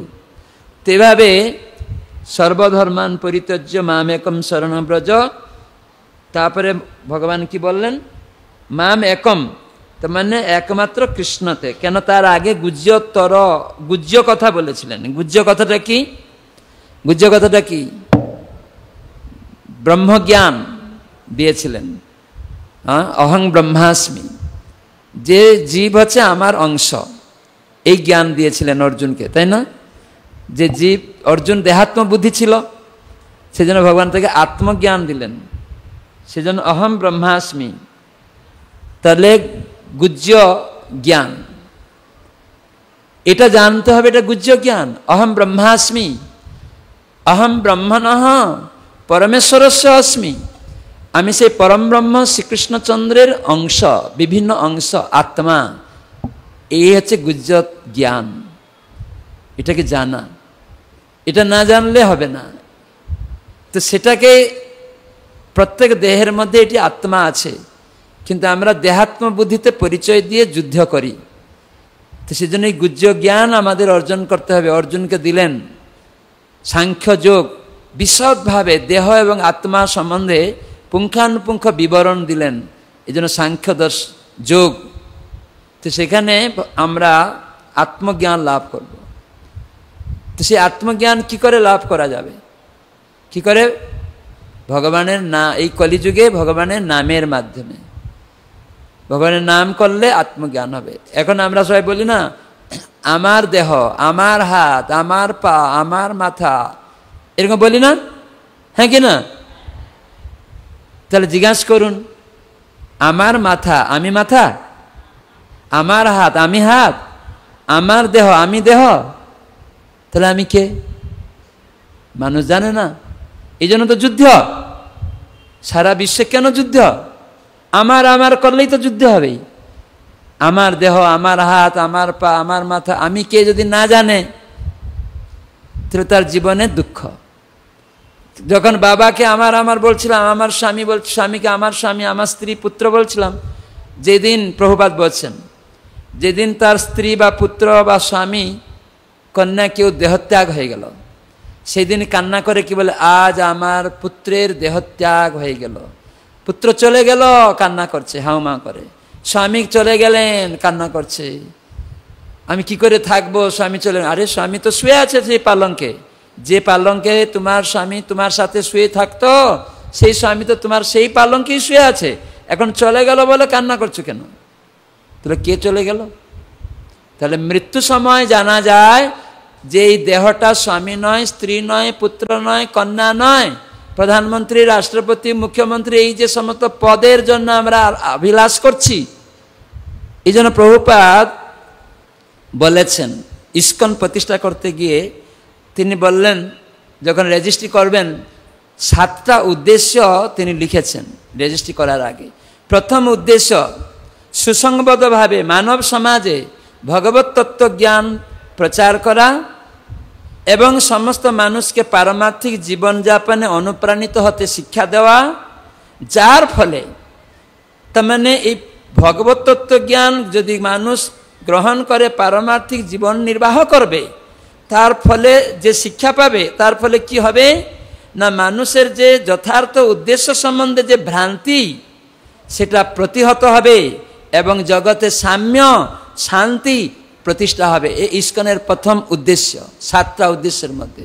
তা আপনারা বলুন, আমাদের জীবনের যথার্থ উদ্দেশ্য প্রধানমন্ত্রী হওয়া, মুখ্যমন্ত্রী হওয়া, ধনী হওয়া, রূপবান হওয়া, বলিষ্ঠ হওয়া, এটি উদ্দেশ্য নয়। বড় ব্যবসায়ী হওয়া না, এইটি হচ্ছে ভ্রান্ত ধারণা। এইটা প্রতিহত করতে হবে। কি করে? ওই যে গুহ্য জ্ঞান পেলে, গুহ্য জ্ঞান পেলে অর্জুন ভাবছিল আমি যুদ্ধা, এর দাদু আমার ভীষ্মদেব আমাকে খাওয়ালো বাবার পরে, ওকে মারবো যুদ্ধে, কান্নাকাটি শুরু করে দিয়েছে একদম। না না, আমি এইসব যুদ্ধ করবো না। তো এটা উদ্দেশ্য জীবনে নয়। সেই জন্য গীতার জ্ঞান ভগবান দিয়েছেন। এই জন্য আমাদের জীবনের প্রকৃত উদ্দেশ্য সম্বন্ধে ভালো করে গীতায় প্রভুপাদের তাৎপর্যগুলি অধ্যয়ন করতে হবে। এই জন্য গুহ্য জ্ঞান, অহম ব্রহ্মাস্মি, এটা শিখালেন। আমি এই দেহ নয়, আত্মা। এই জন্য আমরা বলি আমার দেহ, তার মানে আমি দেহ নই। আমার হাত, আমি হাত নই। আমার স্বামী, তার মানে স্বামীটা আমার নয়। স্বামীর মধ্যে আত্মা হচ্ছে আসল। কিন্তু স্বামী শুয়ে আছে, এখন স্বামী বললে চলে গেল, কান্না করছে। স্বামী দেহত্যাগ করে দিয়েছে, তার মানে এটা স্বামী নয়। স্বামী যিনি, তিনি দেহত্যাগ করে দিয়েছেন। তার মানে যাকে স্বামী বলছিলেন ও পড়ে আছে, তিনি চলে গেছেন। দেহত্যাগ, এই সূক্ষ্ম বিচার মানুষকে দিতে হবে, আধ্যাত্মিক জ্ঞান। এই জন্য এখানে বলা হচ্ছে ভগবত তত্ত্ব জ্ঞান। ভগবত তত্ত্ব জ্ঞান এটা, কৃষ্ণ ভগবান আর তার অংশ আত্মা আমি, এই নিরাট সত্য কথা। তত্ত্ব মানে সত্য জিনিসটাকে, তোমার ভগবত তত্ত্ব যা ভগবানের সাথে সম্বন্ধযুক্ত, সেগুলিকে আমাদেরকে কি করতে হবে না, প্রচার করতে হবে। যে জীব ভগবানের মধ্যে পার্থক্য নির্ণয় শেখাতে হবে। এই জন্যই ভগবানের সম্বন্ধে যদি আমরা জানতে চাই, তাহলে ভগবানের নাম করে নিজেকে জানতে হবে, কেন বাবার নামের মাধ্যমে আমার নাম প্রতিষ্ঠিত হবে। আপনারা যখন যান প্রথমে সেখানে আপনার বাবার নাম জিজ্ঞাসা করে, হ্যাঁ কি না? প্রথমে লিখতে গেলে বাবার নাম জিজ্ঞাসা করে। হ্যাঁ, ঠিক সেই রকম আমরা আমাদের বাবার নাম যদি আগে না করি, নিজের পরিচয় কি করে হবে? নিজের পরিচয় পাবে না। তো সেজন্য বাবার নামটা কি? একসাথে হরে কৃষ্ণ কৃষ্ণ কৃষ্ণ হরে হরে, হরে রাম রাম রাম হরে হরে। এটা আছে আসল বাবার নাম। জগতের পিতা কৃষ্ণ সর্ববেদে কয়, পিতারে যে ভক্তি করে সে সুপুত্র হয়। জগতের পিতা কৃষ্ণ যে না ভজে বাপ, পিতৃদ্রোহী পাত কিরে জন্মে জন্মে তাপ। তাপ মানে দুঃখ। কেন দুঃখ? না কৃষ্ণ ভুলি সেই জীব অনাদি বহির্মুখ, অতএব মায়া তারে দেয় সংসার আদি দুঃখ। সংসার দুঃখ, সংসার দুঃখটা কি কে জানে? সংসার দুঃখ, সংসার মানে কি? সংসার মানে সম্যকভাবে যা কিছু অপসারিত হয়ে যাবে। সেটা কি না? এই দেহটা চলে যাবে, এই দেহটা চলে যাবে, স্ত্রীটা চলে যাবে, টাকাটা চলে যাবে। এই জন্য এটাকে বলা হয় সংসার, মানে সম্যক রূপে যাহা আমার থেকে অপসারিত হয়ে যাবে, এই জন্য তাকে বলা হয় সংসার। যখন আমার কাছ থেকে বাবা চলে যাবে, দুঃখ না? হ্যাঁ, সংসার আদি দুঃখের কারণ নিজেকে না জানা, ভগবানকে না জানা। আমি ভগবানের সেবক, আমরা মিথ্যে পরিচয় দিচ্ছি, এই জন্য দুঃখের কারণ। এই জন্য কৃষ্ণকে ভুলে গেলে, বাবাকে ভুলে গেলে কষ্ট হবে। এই জন্য বাবাকে প্রচার করতে হবে, বাবাকে দান করতে হবে। একটা প্রভুপাদ উদাহরণ দিয়েছেন। একটা ধনী লোক পুনে থেকে এসে প্রভুপাদকে বলছেন, আপনি সারা বিশ্বে প্রচার করেছেন, অত ভক্ত করেছেন, ধর্ম প্রচার, আমাদের পুনেতে কোনো প্রচার নেই, আপনি আসুন। উনি পরিচয় দিয়েছিলেন, আমি হচ্ছে বিড়লা কোম্পানি যে মালিক আছে তারা আমার বন্ধু, তাদের বন্ধু আমি, বিড়লা কোম্পানি মালিকের বন্ধু আমি, বিড়লা আমার বন্ধু, মালিক এখন যে আছে। প্রভুপাদ বললেন, খুব ভালো কথা, তা আপনি বড় আয়োজন করুন পুনেতে, আমি অবশ্যই যাব ভক্তদের নিয়ে, সারা বিশ্বের ভক্তদের নিয়ে। তো প্রভুপাদ ওখানে গেলেন, বিরাট প্যান্ডেল। প্রভুপাদ অনেক সারা বিশ্বের বিদেশি ভক্তদেরকে নিয়ে, বিভিন্ন দেশের ছেলে মেয়ে সব ভক্তদের নিয়ে ওখানে আরতি কীর্তন, নৃত্য, হরিনাম, তারপরে গীতা ভাগবত কথা প্রভুপাদ বললেন। প্রভুপাদ বললেন যে এই জগতে মালিক হচ্ছেন কৃষ্ণ, আমরা তার সেবক, আর এই জগতে সব কিছু তাঁর, মাটি জল আকাশ আগুন বায়ু সব কিছু তাঁর। অতএব তাঁর সেবার জন্য আমাদের সমস্ত উপকরণগুলি, তাকে সব কর্ম তার উদ্দেশ্যে সম্পাদন করা, তাহলে আমরা সুখী হব, আনন্দ লাভ করব। তো প্রভুপাদ এরকম অনেক। আর হরিনাম হচ্ছে কৃষ্ণ কলিযুগে এই নামের আশ্রয় করে সর্বকর্ম করতে হবে, প্রসাদ খেতে হবে, আর সাধুসঙ্গ করতে হবে, গীতা ভাগবত অধ্যয়ন করতে হবে, এটির প্রচার করতে হবে, মানুষকে এটি শিখাতে হবে। তারা ভুলে গেছে। তখন প্রভুপাদ করে বলেন প্রশ্ন আলোচনা বিষয়ের মধ্যে, তখন কেউ করছে না। ওই অর্গানাইজার বিড়লা কোম্পানি মালিকের যে বন্ধু পুণ্যবাসী, প্রভুপাদ আপনি কেবল খালি কৃষ্ণ কৃষ্ণ বললেন, কৃষ্ণের জন্য করো, কৃষ্ণের জন্য করো, কৃষ্ণের জন্য করো। বলে আর কি বলবো, কৃষ্ণ তো জগৎকর্তা, তার তো সব কিছু, তার জন্যই তো করতে হবে, উনি তো মালিক, আমি তো চাকর। ঠিক আছে, তুমি যদি মালিক হও, তোমার চাকর তোমার কাজের কথা বলবে না অন্যর কাজের কথা বলবে? বলে না, আমার কথা বলে। তাহলে আমি তো সেটাই বললাম, আমি তো চাকর, তাই সম্মত আমরা তো চাকর, তাই সব মালিকের কথা যদি গুণগান করব, মালিকের সেবা করব, তাহলে চাকর সুখী হবে। তখন প্রভুপাদ উদাহরণ দিয়ে বললেন, তুমি বলেছিলে না বিড়লা কোম্পানির মালিকের বন্ধু? বলে হ্যাঁ। আচ্ছা, বিড়লার একটা ছেলে কোনো কারণবশত তার বাবা থেকে সরে গেল, কোনো একটা তারপরে মাথাটা খারাপ হয়ে গেল, বাইরে গিয়ে আর বিড়লা খুঁজবে না তাকে। এক সন্তান ধনী ঘরের ছেলে, আপনি খুঁজবেন কিনা? বলে হ্যাঁ, আমি তো পেলেই ধরে নিয়ে আসবো। তার বাবা খুঁজবে কিনা? বলছে হ্যাঁ খুঁজবে। ঠিক আছে, আপনি 5 বছর পরে ওই ছেলে হারিয়ে গেছিল, আপনি দেখলেন একটা পাউরুটির দোকানের কাছে গিয়ে বাবু খিদে, বাবু খিদে, আপনি দেখছেন এটা তো সে আমার বিড়লা বন্ধুর ছেলে, আমি তো একে চিনতাম, অত বড় বড় চুল, কালো শরীর, ছিঁড়া কাপড়। ও কার ছেলে? বিড়লার ছেলে। বিড়লা কত বড় ধনী, তার ছেলে এখন কিরকম? ছিঁড়া কাপড়, বাবু খিদে, কালো হয়ে গেছে, দাড়ি গুপ হয়ে গেছে, তখন খেতে চাইছে। তা আপনি দেখলেন, প্রভাত বলছেন, আপনি দেখলেন ওই পাউরুটি দোকানদার একটা রুটি দিয়ে দিল, ও খেলো। তারপরে দেখলেন একটু পরে গিয়ে একটা দোকানে কম্বল চাইছে শীতে, একটু দোকানে গিয়ে বলছে ঔষধ দিন, কাশি হচ্ছে। তো এরা কি ধর্ম করলো? প্রভাত জিজ্ঞাসা করে বলছে, হ্যাঁ, ও তো দরকার ছিল খাবার, ঔষধ, বস্ত্র। আপনি কি করবেন? আপনি যখন দেখলেন এইরকম ছেলেটাকে, এখন আপনার কি ধর্ম এই ছেলেটার প্রতি করণীয় আছে? আপনি তো বিড়লা কোম্পানির মালিকের বন্ধু, আপনি তো খোঁজ করছিলেন। অন্যরা তিনজন তিনটা উপকার করে ধর্ম করলো, আপনি কোন ধরনের ধর্ম করবেন আপনার বন্ধুর ছেলের প্রতি? বলো, ও হারিয়ে গেছিল, বাবা মা খুঁজে পাচ্ছিল না, আমি ওকে দেখতে পেয়েছি, ওর হাতটা ধরেই তার বাবার কাছে নিয়ে পৌঁছে দিব। প্রভুপাদ বুকে হাত দিয়ে বললেন, আমি তো ওইটাই বলছি, আমি তো ওইটাই করছি। যে তুমি জানো না, ওই পাউরুটি দোকানদার চিনে না ওই ছেলেটা বিড়লা কোম্পানি মালিকের ছেলে, তুমি চিনতে, ও চিনত না, তাই ও ভিখারি ভাবছে। ওই বস্ত্রদাতা ভাবছে এটা ভিখারি, কাপড় নেই। ওই ঔষধ ডাক্তার ভাবছে এটা রুগী, তাই তাকে ঔষধ দিচ্ছে। সবাই এরকম আমাদের নিন্দা করে, এটা একটা রুগী, কত চাষ রুগী সেবা করব। বিরক্তও হয়ে যায় মাঝে মাঝে ডাক্তাররা, আবার অহংকারও করে, আমি অত রুগী সেবা করলাম, অত লোককে বাঁচিয়ে দিলাম, অহংকারও করে। ওটা সাময়িক, ফোড়া গায়ে হাত দিয়ে একটু সাময়িক, তারপর দিন আর একটা রোগ হবে।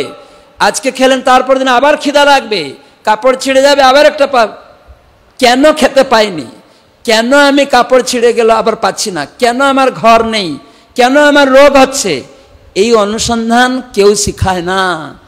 তার একমাত্র সংস্থা আন্তর্জাতিক কৃষ্ণ ভাবনামৃত সংঘ ইস্কন, প্রতিষ্ঠাতা আচার্য শ্রীল প্রভুপাদ সমগ্র বিশ্ববাসীকে শিখালেন আন্তর্জাতিক কৃষ্ণ ভাবনামৃত সংঘ। সারা বিশ্বব্যাপী কৃষ্ণকে ভাবুন, কেন? উনি জগতের পিতা, তার থেকে সব এসেছে, তার সন্তান আমরা। তাকে ভুলে গিয়ে ধনী গরিব, শিক্ষিত অশিক্ষিত যা কিছু। তা আমি কয়েকটা বিষয় বললাম আপনাদেরকে প্রচারে সহায়তা হওয়ার জন্য। তো এখন আমি বলবো যে নামহট্ট প্রচার কি করে আমরা করব, সেসব বিষয় আমি এখন বলবো। আপনারা শুনবেন? শুনবেন? কয়জন শুনবেন? হাত তুলুন দেখি। সবাই শুনতে চান। তো তাহলে এই যে পাউরুটি মানে বিড়লা কোম্পানির বন্ধু তখন বুঝতে পারলো যে সত্যিকারে আমাদের কার সেবা করা উচিত। সেই জন্য কৃষ্ণকে ভুলে গেলে, বাবাকে ভুলে গেলে এই সব কিছু। আজকে পূর্বের কর্ম অনুসারে টাকা পয়সা পেলেন, তারপরে আবার ভিখারি হয়ে যাচ্ছেন। তো আজকে আপনার চাকরি পেয়ে গেলেন, কিন্তু আপনি ঢুকতেই পারলেন না, চাকরিতে বসে আছেন, সে সার্টিফিকেট আছে, আপনি চাকরি পেলেন না। কর্মনা দৈব নেত্রেণ জন্তুর দেহ উপপতে। পূর্বের কর্ম অনুসারে আপনি ধনী গরিব শিক্ষিত অশিক্ষিত, আবার কর্ম আসবে ধনী থেকে ভিখারি হয়ে যাবেন, আবার কর্ম আসবে চাকরি পেয়েও আপনি চাকরি ছেড়ে চলে যাবেন। বহু ভক্ত, বহু লোক। এই জ্ঞান মনুষ্য জীবনে আচরণ করতে হবে। সেজন্য আমাদের গুহ্য জ্ঞান, আত্মতত্ত্ব জ্ঞান শিখুন ভগবানের নাম করার মাধ্যমে। তাহলে কি হবে না, ভগবান যে আমি আত্মা এই দেহের মধ্যে আছি এটা জ্ঞান হবে, আর করতে করতে পরমাত্ম তত্ত্ব গুহ্যতর জ্ঞান আসবে। ভগবান সবাইয়ের হৃদয়ে রয়েছেন, এই গুহ্যতর জ্ঞান আমাদের মধ্যে আসবে। এই জন্য নামহট্ট সংঘ গঠন করা হয়েছে এই কারণে, যেখানে কেবল নাম ভগবান অভিন্ন, সেখানে নামকে কেন্দ্র করে, ভগবানকে কেন্দ্র করে আদান প্রদান। হাট মানে কি? জাতি বর্ণ ধর্ম নির্বিশেষে আবাল বৃদ্ধ বনিতা হাটে যান, সেখানে আদান প্রদান করেন, ক্রয় বিক্রয় হয় মূল্য দিয়ে। তাই নামহট্টে কোনো বিচার হবে না কি হিন্দু কি মুসলিম কি খ্রিস্টান কি গরিব কি ধনী কি শিক্ষিত কি বৃদ্ধ যুবক বা শিশু মহিলা পুরুষ শিক্ষিত অশিক্ষিত কোনোটাই বিচার হবে না নামহট্ট সংঘের সদস্য হওয়ার জন্য। যে কেউ হাটে অংশগ্রহণ করতে পারবে। তো মূল্য, হাটে গিয়ে মূল্য কি না? শ্রদ্ধা। ভগবানের নাম সেবা করার মাধ্যমেই, আমার ভগবানের সেবা করার মাধ্যমেই, এই ভক্তির মাধ্যমেই কৃষ্ণ সেবাতেই সর্বকর্ম সাধিত হয়ে যায়, আপনা থেকে সাধিত হয়ে যাবে, এই মনোভাব তৈরি করা, এইতে বিশ্বাস, তাকে বলে শ্রদ্ধা। এই জন্য নামট সদস্যের যোগ্যতা প্রথম কি না, সে ভগবানের নাম জপ করবে একমালা কমপক্ষে, তাকে জোর করে না। যখন সবাইয়ের কাছে আমরা এই নাম বিতরণ করতে পারবো, তো সেজন্য এই নাম করার মাধ্যমে আত্মজ্ঞান হলো, ভগবানকে নেওয়ার মাধ্যমে, মানে ভগবান আমার পিতা, তার নাম করলেই তখন আমি যে তার সন্তান এই জ্ঞান হবে। ও তখন তার সেবা করা আমার পরম কর্তব্য। ও বাবা আমার বাড়িতে সব জায়গায় আছে, বাবার কাজের মধ্যেই, বাবা যখন এটা বাবার ঘর, এটা বাবার কাপড়, তার মানে বাবাকে কাপড়টা দেখি বাবার প্যান্ট, বাবার ঘড়ি, ঠিক সেই রকম ভক্ত হরিনাম করতে করতে তখন দেখবে সব জায়গায় ভগবান পরমাত্মা রূপে অনুপরমাণুতে আমার মধ্যে অনুপরমাণুতে রয়েছেন। এই গুহ্যতর জ্ঞান ভক্তের মধ্যে প্রকাট হবে। আর এরকম করতে করতে একদিন সেই পরমেশ্বর ভগবান যে দ্বিভুজ মুরলীধর শ্যাম সুন্দর, যে আসল কৃষ্ণ, তাকে আপনি বুঝতে পারবেন। সেই তার সেবা কিভাবে, মনমনা, মনের দ্বারা তার পাদপদ্ম স্মরণ, সবাই কৃষ্ণ পদারবিন্দয়, সবাই মন। তার মানে অম্বরীশ মহারাজ সারা বিশ্বের রাজা ছিলেন, অজুহাত দিতেন না, উনি বলে দিলেন কি করে ভগবানের সেবা করতে হবে, মন, সবাই মন কৃষ্ণ পদারবিন্দয়, মনকে সম্পূর্ণভাবে কৃষ্ণের পাদপদ্মে স্মরণ করো, ব্যাস। কিভাবে না, মনমনা ভব মদ ভক্ত, তার ভক্ত হওয়ার মাধ্যমে। ভক্ত কি, ভক্ত মানে যিনি ভক্তি করেন। ভক্তি কি, সব ইন্দ্রিয় দিয়ে যে কৃষ্ণ সেবা করেন। কি, চোখে দেখি কৃষ্ণ দর্শন করব, কানে শুনি কৃষ্ণ কথা শুনব, রাজনৈতিক কথা নয়, সিনেমা আর্টিস্টদের দেখা নয়, সিনেমা আর্টিস্টদের কথা শোনা নয়, ক্রিকেট প্লেয়ারদের কথা শোনা নয়, তাদের দেখা নয়, রাজনৈতিক নেতাদের দেখা নয়, তাদের কথা শোনা নয়, কৃষ্ণের কথা শোনার জন্য। তাই সব ইন্দ্রিয় যখন ভগবানকে কেন্দ্র করে হবে, তাকে বলে ভক্তি। আর ভক্তি বশ মাধব, ভগবান ভক্তির দ্বারা বশীভূত হন। কর্মী বশ মাধব বলা হয়নি, জ্ঞানী বশ মাধব বলা হয়নি, যোগী বশ মাধব বলা হয়নি, ভক্তি বশ মাধব। তাই ভগবান হচ্ছেন ভক্ত বৎসল, তাকে জ্ঞানী বৎসল বলা হয়নি, যোগী বৎসল বলা হয়নি, কর্মী বৎসল বলা হয়নি, বলা হয়েছে ভক্ত বৎসল। এই জ্ঞান অর্জন করতে হবে।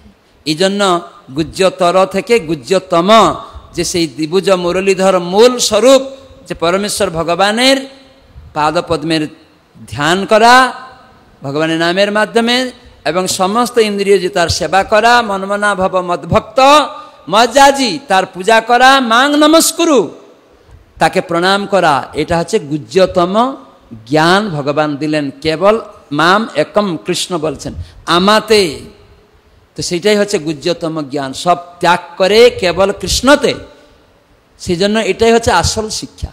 তাই দেবদেবীরা ভগবানের প্রতিনিধিত্ব করেন, তাই দেবদেবীদের প্রণাম জানাতে হবে যে আপনারা ভগবানের প্রতিনিধিত্ব করছেন। হে ইন্দ্রদেব, আপনি ভগবানের নির্দেশ অনুসারে এত সুন্দর বৃষ্টি দিয়েছেন, আমি চাষ করে কৃষ্ণ সেবা করছি।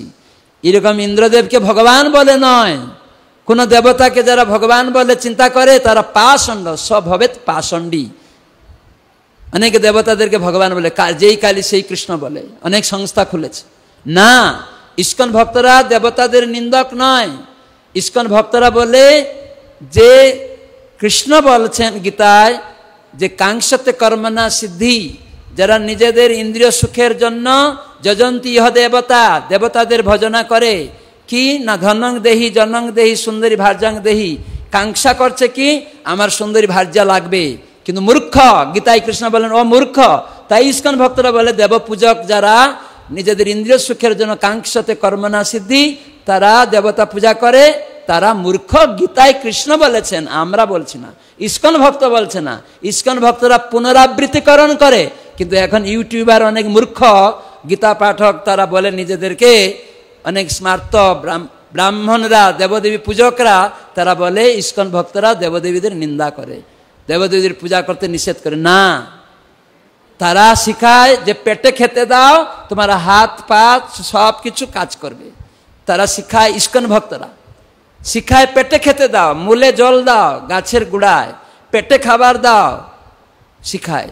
তাহলে হাতে খাবার দিতে হয় না, ডালে পালে খাবার দিতে হয় না, গাছের গুড়াই দিতে হয়। আমরা চোখে খাবার দেই না, মাথায় খাবার দেই না, খাবারটা আমরা মুখ দিয়ে পেটে দেই। তাহলে এই হাত কাজ করবে, চোখ কাজ করবে, কান শুনবে। এইটা মূর্খ যারা নিন্দা করে ইস্কনে, তারা জানে না, এই জন্য তারা মূর্খ। গীতাই কৃষ্ণ বলছেন, আমি বলছি না। তারা মূর্খ, তারা এই শিক্ষা যারা অনুমোদন করে, এই শিক্ষা যারা সমর্থন করে, আর যারা ইস্কনে নিন্দা করে, তারা আসলে মূর্খ। কৃষ্ণ তাদেরকে মূর্খ বলছেন। তো সেজন্য গীতা ভালো করে পড়ে দেখুন।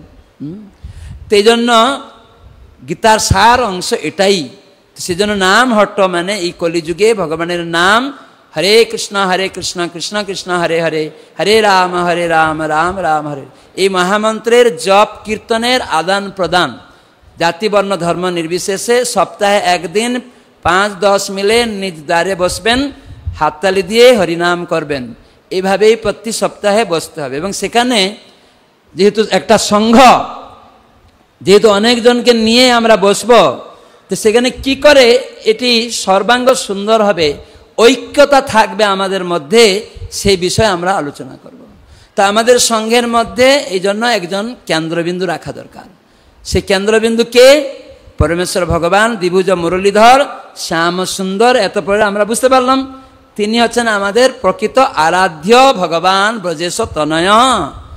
তিনি একমাত্র আমাদের গুহ্যতম ব্যাপার, এটি আমরা জানতে পারছি। গুহ্যতম সেবা শিখাচ্ছি গীতা।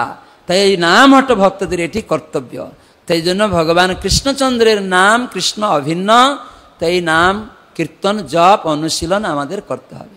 তাই একসাথে করতে বলা হয়েছে, সাধু সঙ্গে হরিনাম করতে বলা হয়েছে। কেন? একসাথে থাকলে জাগতিক যে খারাপ মনোভাবগুলি থেকে আমরা মুক্ত হতে পারি। আর ভক্ত সঙ্গে করলে আমাদের ইন্দ্রিয়গুলি ভগবানের সেবাতে যুক্ত হয়ে যায়। তখন আমরা ইন্দ্রিয়গুলিকে পবিত্রীকরণ করতে পারি।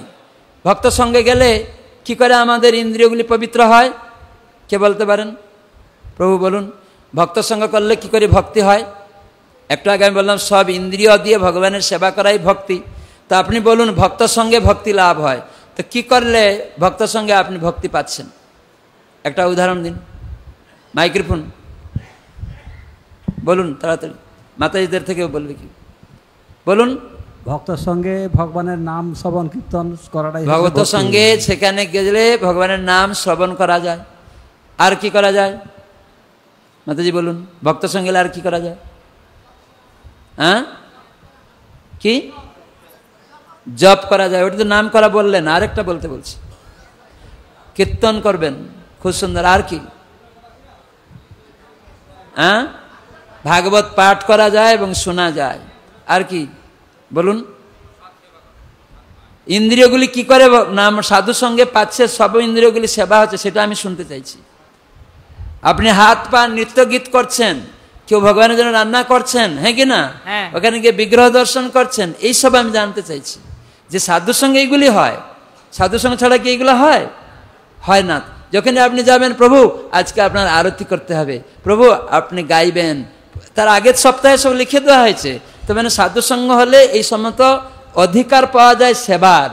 সেজন্য নামহট্ট মহামিলনের পূর্ব দিনে আগামী সপ্তাহের, পূর্ব সপ্তাহের, পর সপ্তাহের জন্য লিখে দেওয়া হয় যে কি কি সেবা আমাদের রয়েছে। তো সেজন্য আমাদের কেন্দ্রবিন্দু আমরা জানলাম কৃষ্ণ। তার মানে একটা সংঘতে বা গোষ্ঠীতে বা একটা পরিবারে যদি কেন্দ্র না থাকে, তাহলে সেটা ঢলমল ঢলমল করবে। আজকাল রাষ্ট্রসংঘ হয়েছে, যুবক সংঘ হয়েছে, রাজনৈতিক সংঘ হয়েছে, ব্যবসায়ী সংঘ হয়েছে, কিন্তু কেন্দ্র নেই। কেন্দ্র ছাড়া সব ঢলমল। এই জন্য সারা জগতে অশান্তি, হ্যাঁ কি না?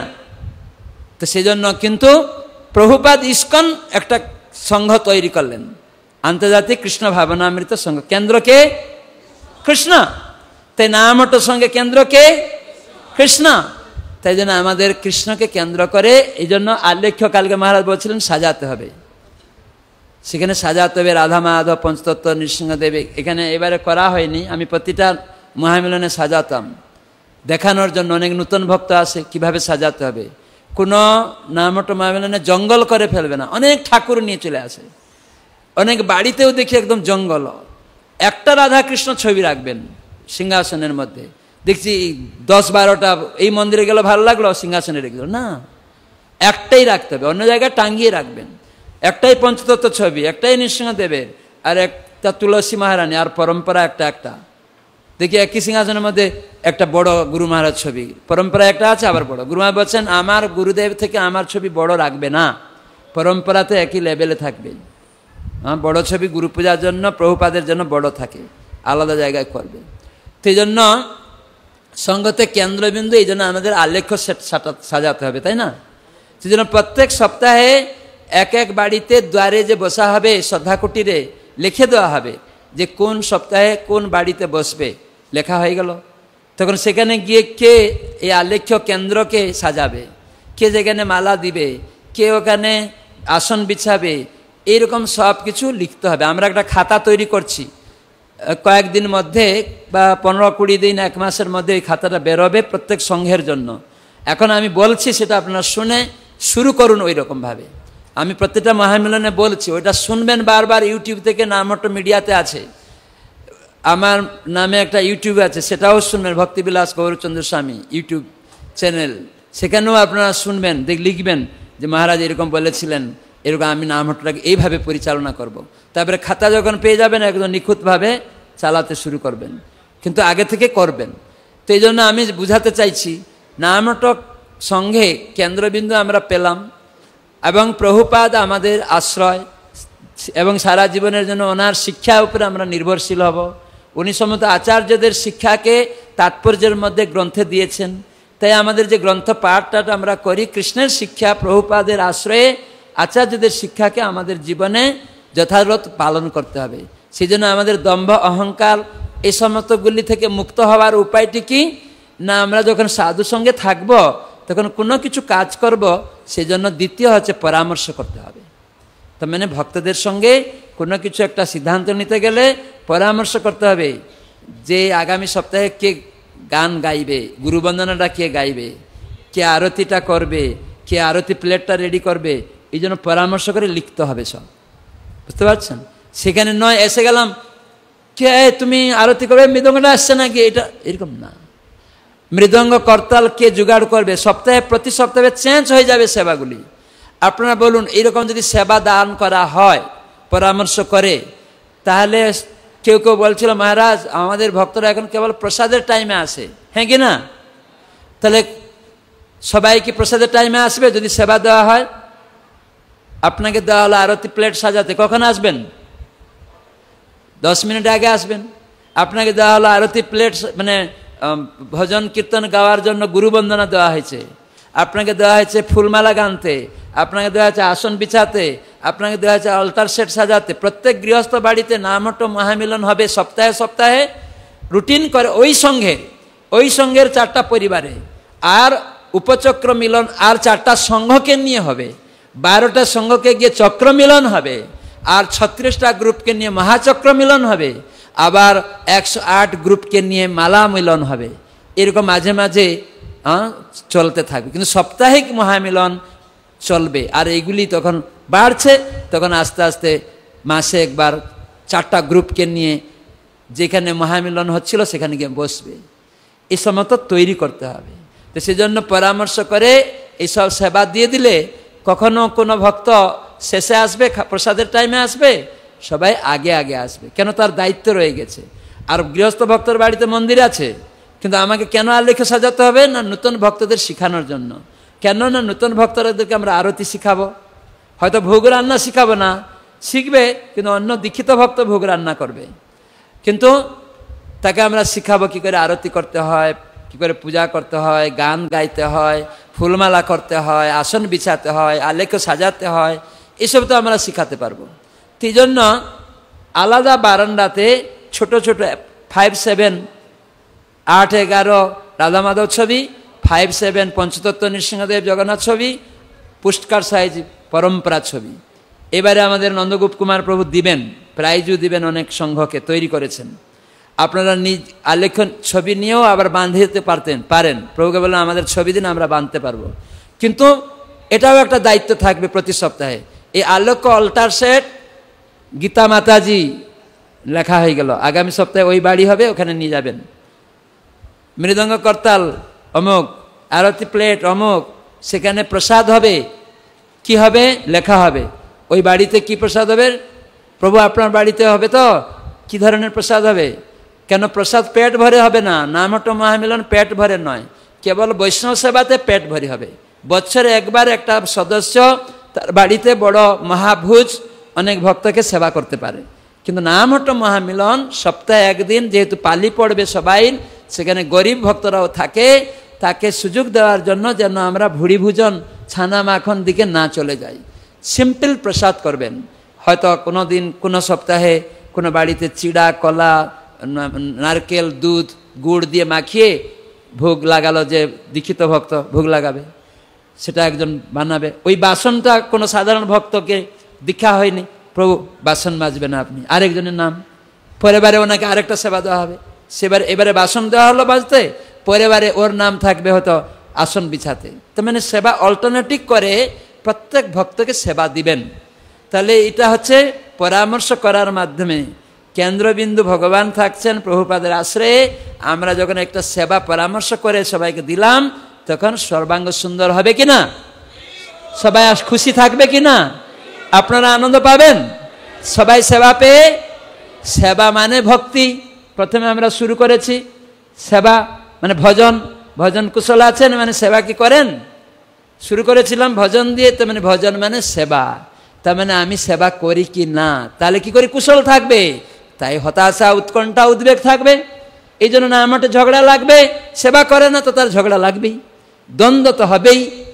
দ্বন্দ্বের কারণ কি, স্বতন্ত্র চলা, সেবা করব না, কেবল প্রসাদে আসবো, সবাইয়ের দোষ দেখব, যে সেবা করবে না ও খালি দোষ দেখবে। বুঝতে পারছেন? এই জন্য আমার ভিক্ষা আপনাদের চরণে, এই যে বললাম এই সেবাগুলি করবেন। তো তৃতীয় হচ্ছে গুরুত্ব দেওয়া। আপনারা বলুন, এই পরামর্শ করে সব ভক্তদের মধ্যে যে বন্টন হলো সেবা টেবা, তো এখানে ভক্তদের গুরুত্ব দেওয়া হলো না, হলো না? তার মানে ভক্তদের গুরুত্ব দেওয়া হয়ে গেল, তার মানে গুরুত্ব দিতে হবে। আর কি রকম না, কনিষ্ঠ অধিকারী ভক্ত আছে, মধ্যম অধিকারী ভক্ত আছে, উত্তম অধিকারী ভক্ত আছে, সাধারণ মানুষ আছেন। আমরা নামটের 10 জন, আবার অতিথি কেউ এসেছে, তো সেখানে গুরুত্ব আরোপ করতে হবে। সবাইকে সমদৃষ্টিতে ভক্তরা দেখবে। আমি প্রতিবারে একটা বলি, সমান দৃষ্টিতে কি করে দেখবে। একটা মাতাজি তার ছোট মেয়েকে শিখাচ্ছে, বড় হলে তো বিয়ে হবে, শিখাচ্ছে তোর বিয়ে হয়ে যাবে, শ্বশুর বাড়ি গিয়ে সবাইকে সমান দৃষ্টিকোণে দেখবি, ঠিক আছে, প্রতিদিন বলে। মা শিখাচ্ছে। আর মেয়ের বিয়ে হয়ে গেল, বিয়ে হয়ে গিয়েছে, তো সকালবেলা ভাসুরের সঙ্গে দেখা হয়েছে, রাত্রিবেলা তো স্বামীর সঙ্গে ছিল, তো সকালবেলা ভাসুরের সঙ্গে দেখা হয়েছে। তো মা বলেছিল সবাইকে সমান দেখবি, তো ভাসুরের সাথে স্বামীর মতো আচরণ করতে শুরু করেছে। তখন ভাসুর খেপে গেছে, কীরকম মেয়ে বৌমা আসলো আমার ভাইর, সে তার স্বামীর মতো আমার সাথে ব্যবহার করছে, ছিছি কুলাঙ্গার কোথাকার মেয়ে, এরকম গালাগালি দিতে শুরু করছে, কুলক্ষণা মেয়ে বলে। তারপরে শুনে তার হতবাক হয়ে গেছে মেয়েটা, আমার ভাসুর এরকম আমার গালি দিচ্ছে, মা বলেছিল সবাইকে সমান দেখবি, আর আমি তো আমার সমান দেখছি, এখন আমাকে এরকম গালি দিল কেন। তারপরে হঠাৎ করে ভাসুর থেকে একটু দূরে গিয়ে দেখছে শ্বশুর মাসে আসছেন, আর শ্বশুরের সাথে স্বামীর মতো আচরণ করতে শুরু করেছে। আর তখন শ্বশুর তো আরও খেপে গেছেন, কুলাঙ্গার কুলক্ষণা মেয়ে কোন বাড়ি থেকে আসছে রে, একে আজকেই তাড়াও, আরে ছেলে তোর বউ আমাদের বাড়িতে থাকার যোগ্য নয়, তাড়াও তাড়াও আজকেই। তখন বৌমা তুমি আজ আমার বৌমা হওয়ার যোগ্য না, যাও বাপের বাড়ি চলে যাও, কিছু শিখো নাই।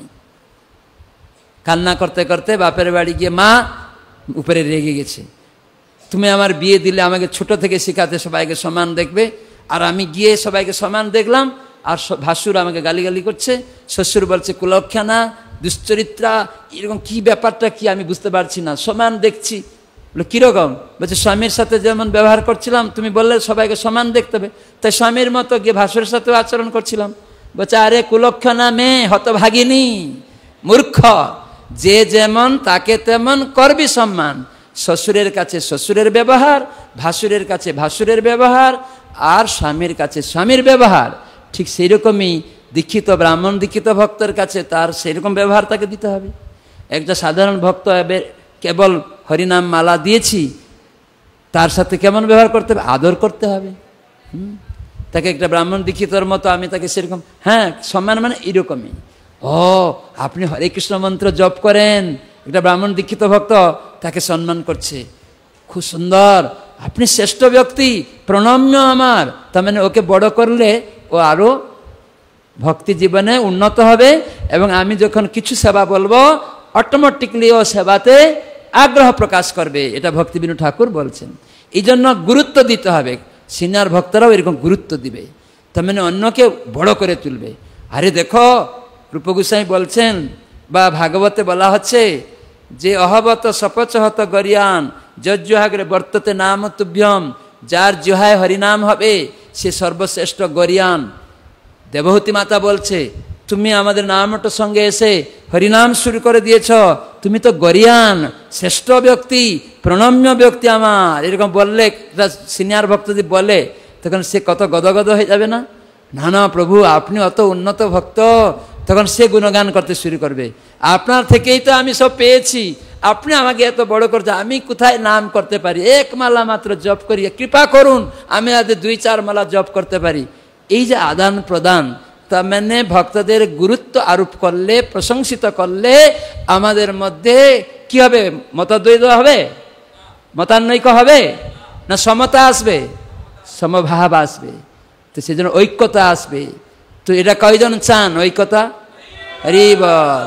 তাহলে প্রত্যেক ভক্তকে এরকম গুরুত্ব দিতে হবে। চতুর্থ, আপনারা বলুন, আপনার নামহাটে অনেক ভক্ত আছে, আপনি কোনো একটা জিনিস করতে যাচ্ছেন, নিজে নিজে করবেন, সহযোগিতা পাবেন? কোনো ভক্তদের পরামর্শ করলেন না, গুরুত্ব দিলেন না, তার সাথে যোগাযোগ রাখলেন না, কোনো রকম কন্ট্যাক্ট করলেন না, ফোন করলেন না ভক্তদের। আপনি একটা অনুষ্ঠান করবেন বা মহামিলনে কিছু হবে, সেখানে আপনি সেই সব ভক্তদের সহযোগিতা পাবেন? হ্যাঁ কি না? পাবেন না। তাহলে আমাদের কি করণীয়? ভক্তদের সঙ্গে communication is the cooperation. Communication মানে কন্ট্যাক্ট, যোগাযোগ করার মাধ্যমে, কোপারেশন মানে সহযোগিতা পাওয়া যাবে। তাহলে কয়জন চান প্রত্যেক ভক্তের সাথে যোগাযোগ রাখবেন? হরি বল। কন্ট্যাক্ট করবেন, প্রভু আমার বাড়িতে একবার আসুন, একদিন প্রসাদ খাবেন, আমি একটু রান্না করেছি। আরে ঠিক আছে আমি আসছি, ঠিক আছে কোনো অসুবিধা নেই, আজকে আমি এসছি তোমার বাড়িতে, ভাগবতটা নিয়ে আসো একটু, তুমি কেমন করে পাঠ করো দেখি, পড়ে শোনাও আমাকে। সিনিয়র ভক্ত গিয়ে জুনিয়র ভক্তকে বসিয়ে বলো কীরকম পাঠ করো দেখি, তোমার পরিবারে আমি একটু শুনি। ঠিক আছে আপনার আজ্ঞা আদেশ পালন করছি। তাৎপর্য পড়ে, প্রভু আমি তো কিছু জানিনি, আপনি তো সিনিয়র ভক্ত, আপনি এসছেন, আপনার সামনে কি বলবো, আপনি একটু 2-4 কথা আমাদের গৃহস্থ জীবনে একটু উপদেশ দিন। কীরকম আদান প্রদানের মাধ্যমে ভক্তদের কত আনন্দ হবে না? হবে, আনন্দ হবে। তো এইরকম হচ্ছে ভক্ত মনোবৃত্তি ব্যবহার। এই যে আমরা কন্ট্যাক্ট করলেই ভক্তরা আমাদের ডাকবে, যাবে, আসবে, সেবা করতে। নামহট্ট মহামিলনে যদি আমরা যোগাযোগ রাখি, এরকম সেবা দিয়ে দিই, তাহলে আমাদের সহজ হয়ে যাবে, সরল হয়ে যাবে, কারো মধ্যে কারো কোনো দ্বন্দ্বও থাকবে না, দ্বন্দ্ব আসার টাইমই পাবে না, কলি ঢুকতেই পারবে না। সর্বদা কেন? ভক্তদের চিন্তাধারাতেই আলাদা, কোনো কিছু হলেই জিজ্ঞাসা করছে, তার মানে কলি সেখানে পালায়ে দুরন্ত কলি পড়িয়া বিভ্রাটে। তার মানে সাধু সঙ্গে এরকম পরামর্শ করলেই, একা না থাকলেই, যদি বাড়িতে আছেন কিন্তু মাঝে মাঝে গীতা ভাগবত খুলছেন, তুলসীর সামনে বসে জপ করছেন, মাঝে মাঝে ফোন করছেন ভক্তদের, এখানে সেখানে ভক্তদের মানে তাদের কথা আলোচনা করছেন, তার মানে আপনি ভক্ত সঙ্গে আছেন। হ্যাঁ, কখনো কখনো একা থাকলেও ভক্তদের গুণাবলী নিয়ে পরামর্শ করছেন, তার মানে ভক্ত এরকম করতেন। ধ্রুব মহারাজ এরকম, আরে জানো ধ্রুব মহারাজ তার বাবা যখন এরকম বলল, হ্যাঁ কুল থেকে তার বিমাতার কথা শুনেই বাবা তাকে কিছুই বলল না, আর অভিমান করে এরকম চলে গেল। ছোট্ট শিশু, বাঘ ভালুর প্রতি ভয় নেই, আর এত দৃঢ়, ভয় নেই কিছুতেই। নারদমুনি তাকে এসে বুঝালো যে যা যা বাড়ি যা, এত সংকল্প করে নিয়েছে, যে না আমি ভগবান ছাড়া কোথাও যাব না। তার মানে ভক্ত পরীক্ষাও করবে। নারদ মুনি এসে ধ্রুব মহারাজকে বলছে, যা যা বাড়ি চা, খেলাধুলা কর, রাজপুত্র, জঙ্গলে বাঘ ভাল্লুক আছে, খেয়ে নেবে, ভাগো। তার মানে গুরু পরীক্ষাও করবে। অতএব সিনিয়র ভক্তরা কখনো কখনো পরীক্ষা করবে, তো এই পরীক্ষায় উত্তীর্ণ হতে হবে। ও আমাদের চক্রবর্তী আমাকে এরকম বলে দিল, আমি আর যাব না, না, আমার পরীক্ষা মাঝে মাঝে করবে। তাই জন্য ধ্রুব মহারাজের মতো যদি আমি সত্যিকারে অটল হতে চাই, ভক্তি চাই, দৃঢ় নিশ্চয় হতে চাই, তাহলে আমাদেরকে কি করতে হবে না, গ্রহণ করতে হবে সেই সাজাগুলি আর তাদের শাসনগুলি মানতে হবে। তাহলে তো আমি আগাবো। আমার মধ্যে পাপকর্ম আছে বললেই তো দ্বন্দ্ব আসছে, অন্যের প্রতি হিংসা আসছে, নিজের কিছু ভোগ্য বস্তু আকাঙ্ক্ষা রয়ে গেছে, কিছু পাচ্ছি না বলে তো আমার মধ্যে খারাপ ভাব আসছে। তো সেটা পাপকর্ম মুক্ত হলে কি করে হব না, যদি আমি ভক্ত সঙ্গে ভক্ত সেবা পুণ্যকর্ম সঞ্চয় করি, তাহলে দ্বন্দ্ব মোহ পাপ সব মুক্ত হয়ে যাবে। ভজন্তে মাং দৃঢ়ব্রতা, দৃঢ়ব্রত হয়ে যাবেন। তার মানে বাধা এলেও আর ছাড়বে না। আপনি আমাকে না সেবা দিলেও আমি গিয়ে সেবা করবই। তখন সে প্রভু পরীক্ষা করছে, তোমার কোনো সেবা নেই, তোমাকে আসতে হবে না, তুমি এই করেছো সেই করেছো, মানে দেখছে এই ভক্তটা কতটা নিষ্ঠা দেখি সেবার প্রতি। কখনো কখনো চক্রবর্তী উপচক্রবর্তী পরীক্ষা করছে, জেলা প্রচারক পরীক্ষা করছে, প্রভু আমি সেবা ছাড়া থাকতে পারবো না, আমাকে যে দিন একটা না কোনো একটা সেবা দিতেই হবে, আমি ওখানে ঝাড়ু দিব, বাসন মাজবো, এইসব অন্তত আমাকে দিতে হবে, আমি এরকম থাকতে পারবো না, আমাকে শাসন করবেন না, নাহলে আমি অধঃপতিত হয়ে যাব। আপনি কি চান আমি অধঃপতিত হয়ে যাই? তখন জোর দিয়ে আমি অধঃপতিত নিচে চলে যাই, তার জন্য আপনি দায়ী হবেন। কিন্তু তখন দেখছে যে এ তো নিষ্ঠা আছে, এ তো দৃঢ়ব্রত, বাধা দিচ্ছি তাও বলছে আমি সেবা ছাড়বো না, আমি নাম হটে যাবই। ওটাকে বলে দৃঢ়ব্রত। কখন আসে না, যখন আমরা নিষ্ঠা এই পুণ্যকর্ম মানে ভক্ত সঙ্গে নামহট্ট মহামিলনে যেতে যেতে সাধুসঙ্গ করে আস্তে আস্তে আমাদের পাপ কর্মগুলা মুক্ত হয়ে গেছে, আর সব এই যে পুণ্য শ্রবণ কীর্তন দ্বারা হৃদয় পবিত্র হয়ে গেছে, তখন দৃঢ়, শত বাধা গঞ্জনা লাঞ্ছনা বিপদেও ছাড়বে না, একবারও আঁকড়িয়ে ধরবে একদম। এইরকমই আমাদেরকে শিখছি আমরা এখন। তো সেজন্য ধ্রুব মহারাজ এইরকম ভক্তদের সাথে বাড়িতে বা এরকম সমস্ত পরামর্শ করুন। ধ্রুব মহারাজ এইরকম ছিলেন, জানো, মায়ের কথায় বৃন্দাবন মানে বনে চলে গেল ভগবানের আরাধনা করতে, ছোট্ট শিশু। আহা কিরকম এই উপলব্ধি করুন, আমার বাচ্চাটা এরকম করছে না, আমাকে শিখাতে হবে তাকে। ধ্রুব মহারাজের মা শিখায়নি যাও দেবদেবীর পূজা করো, শিখায়নি। ধ্রুব মহারাজের মা কি শিখালো, নিজের মাটা কি শিখালো, বলল যে তোমার বিমাতা ঠিকই বলেছে যে ভগবানের আরাধনা করতে, খুব ভালোই বলেছে। জানো ধ্রুব, তোমার যে দাদু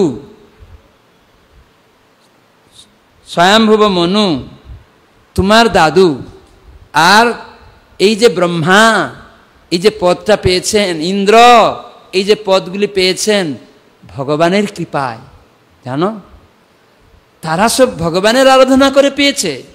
ধ্রুবর মা বলল না দেবদেবীর আরাধনা করে ভগবানকে পাওয়া যাবে। এই পদ উচ্চ পদ, কেন ধ্রুব চাইছিল তার বাবা থেকে উচ্চ পদ, বাবার মতো আর উচ্চ পদ চাইছিল।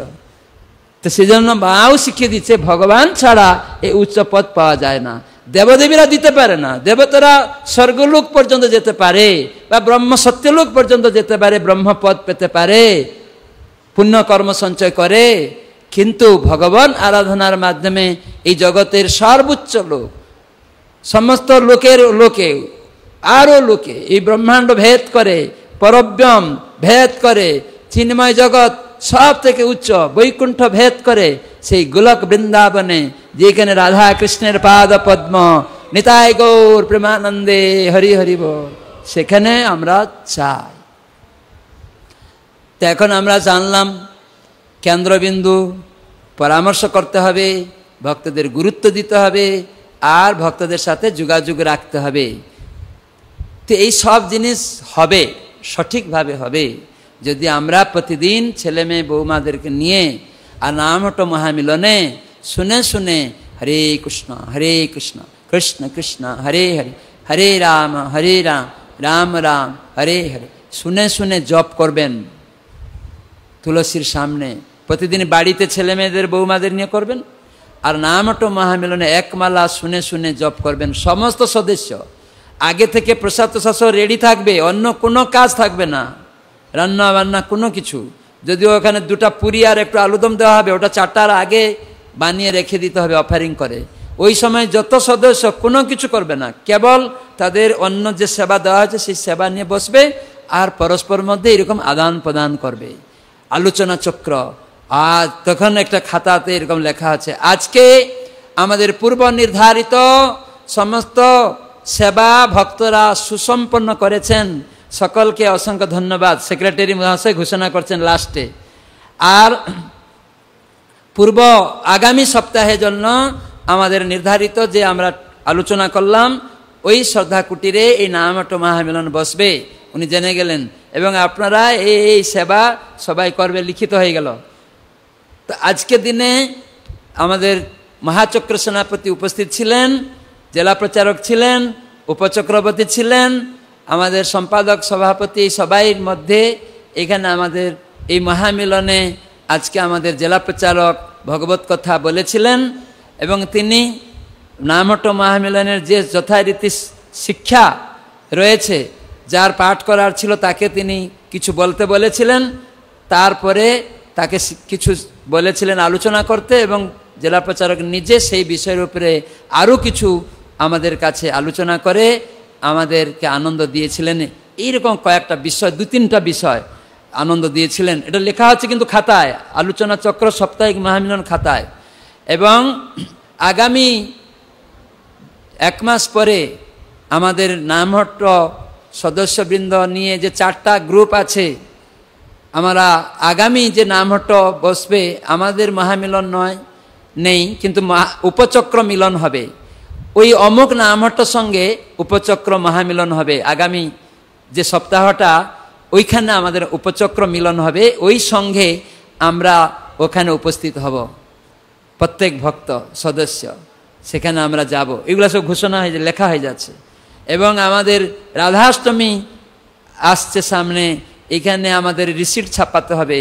এই রিসিটে কি লেখা হবে, এখানে কি ব্যানার হবে, সব দায়িত্ব লেখা আছে। এবং কিভাবে আমাদের রান্না কে করবে, কতজন প্রসাদ পাবে, এবং তার আয় ব্যয় কীভাবে হবে, এই সব লেখা হয়ে গেল। এবং এই রাধা অষ্টমী উৎসব সামনে আমাদের পূজ্যপাদ গৌরাঙ্গ প্রেম স্বামী মহারাজ মায়াপুর থেকে ভক্ত নিয়ে আসবেন, এরকম লিখে দেওয়া হলো। তো সব কিছু পরিকল্পনা যা হয়েছিল পূর্বে, সেই অনুসারে সেবা হলো। আর আজ যা হলো সেগুলি লেখা হলো, এবং আগামীতে কি পরিকল্পনা সেটা লেখা হলো। এরকম করে বিষয়বস্তু আলোচনা চক্রতে থাকতে হবে খাতায়।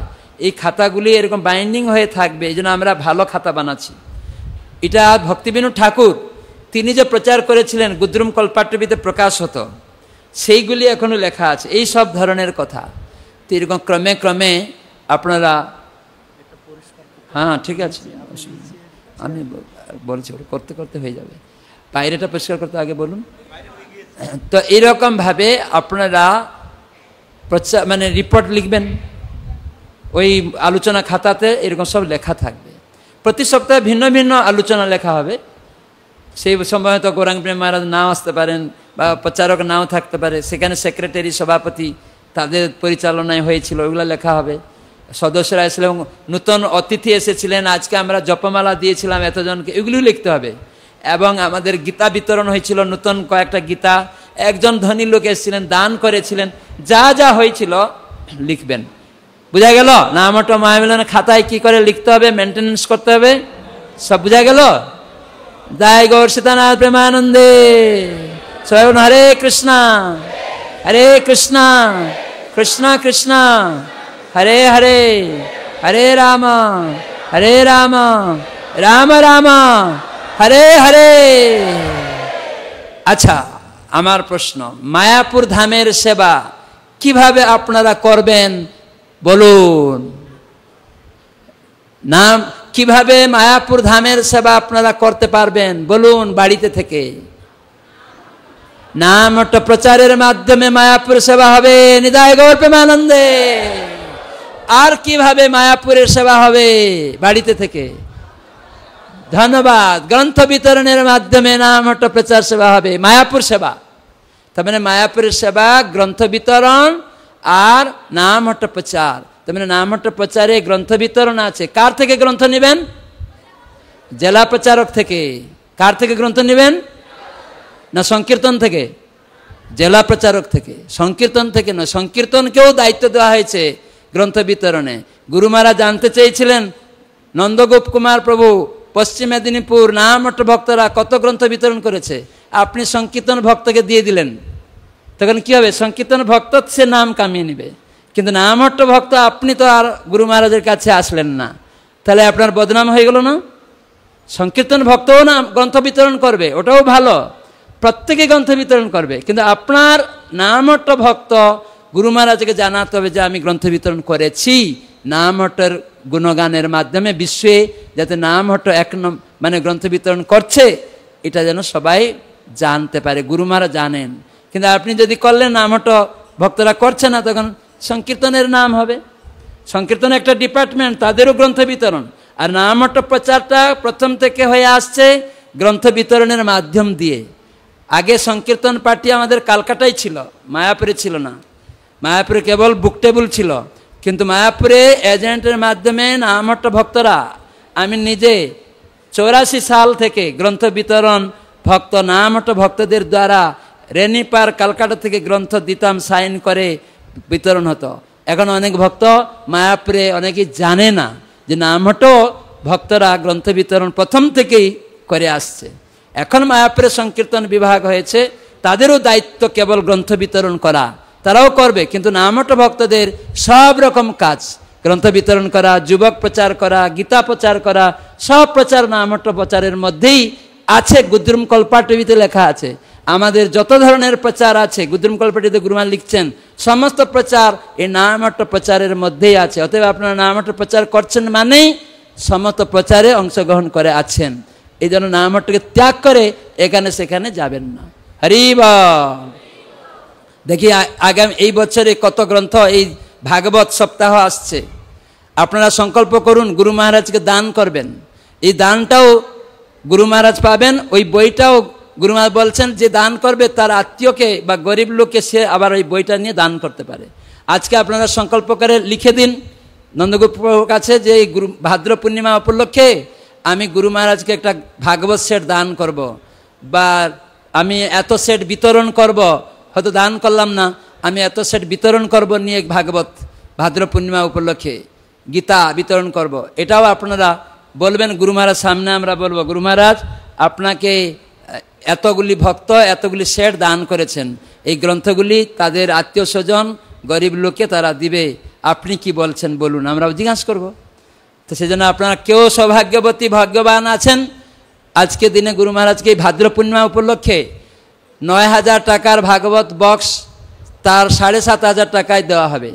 এই সামনে ভাদ্র পূর্ণিমা পর্যন্ত এই 1,000 টাকা 1,500 টাকা কমিয়ে দেওয়া হয়েছে, সেজন্য আপনারা চেষ্টা করবেন বলে আমি আশা করছি। হরে কৃষ্ণ। আমি নিচে যাব, এখানে গুরু মহারাজ আসবেন, পরিষ্কার হবে, আপনাদের কিছু আদান প্রদান করব। হরে কৃষ্ণ। আরও কিছু কথা আছে আমার, বলবো।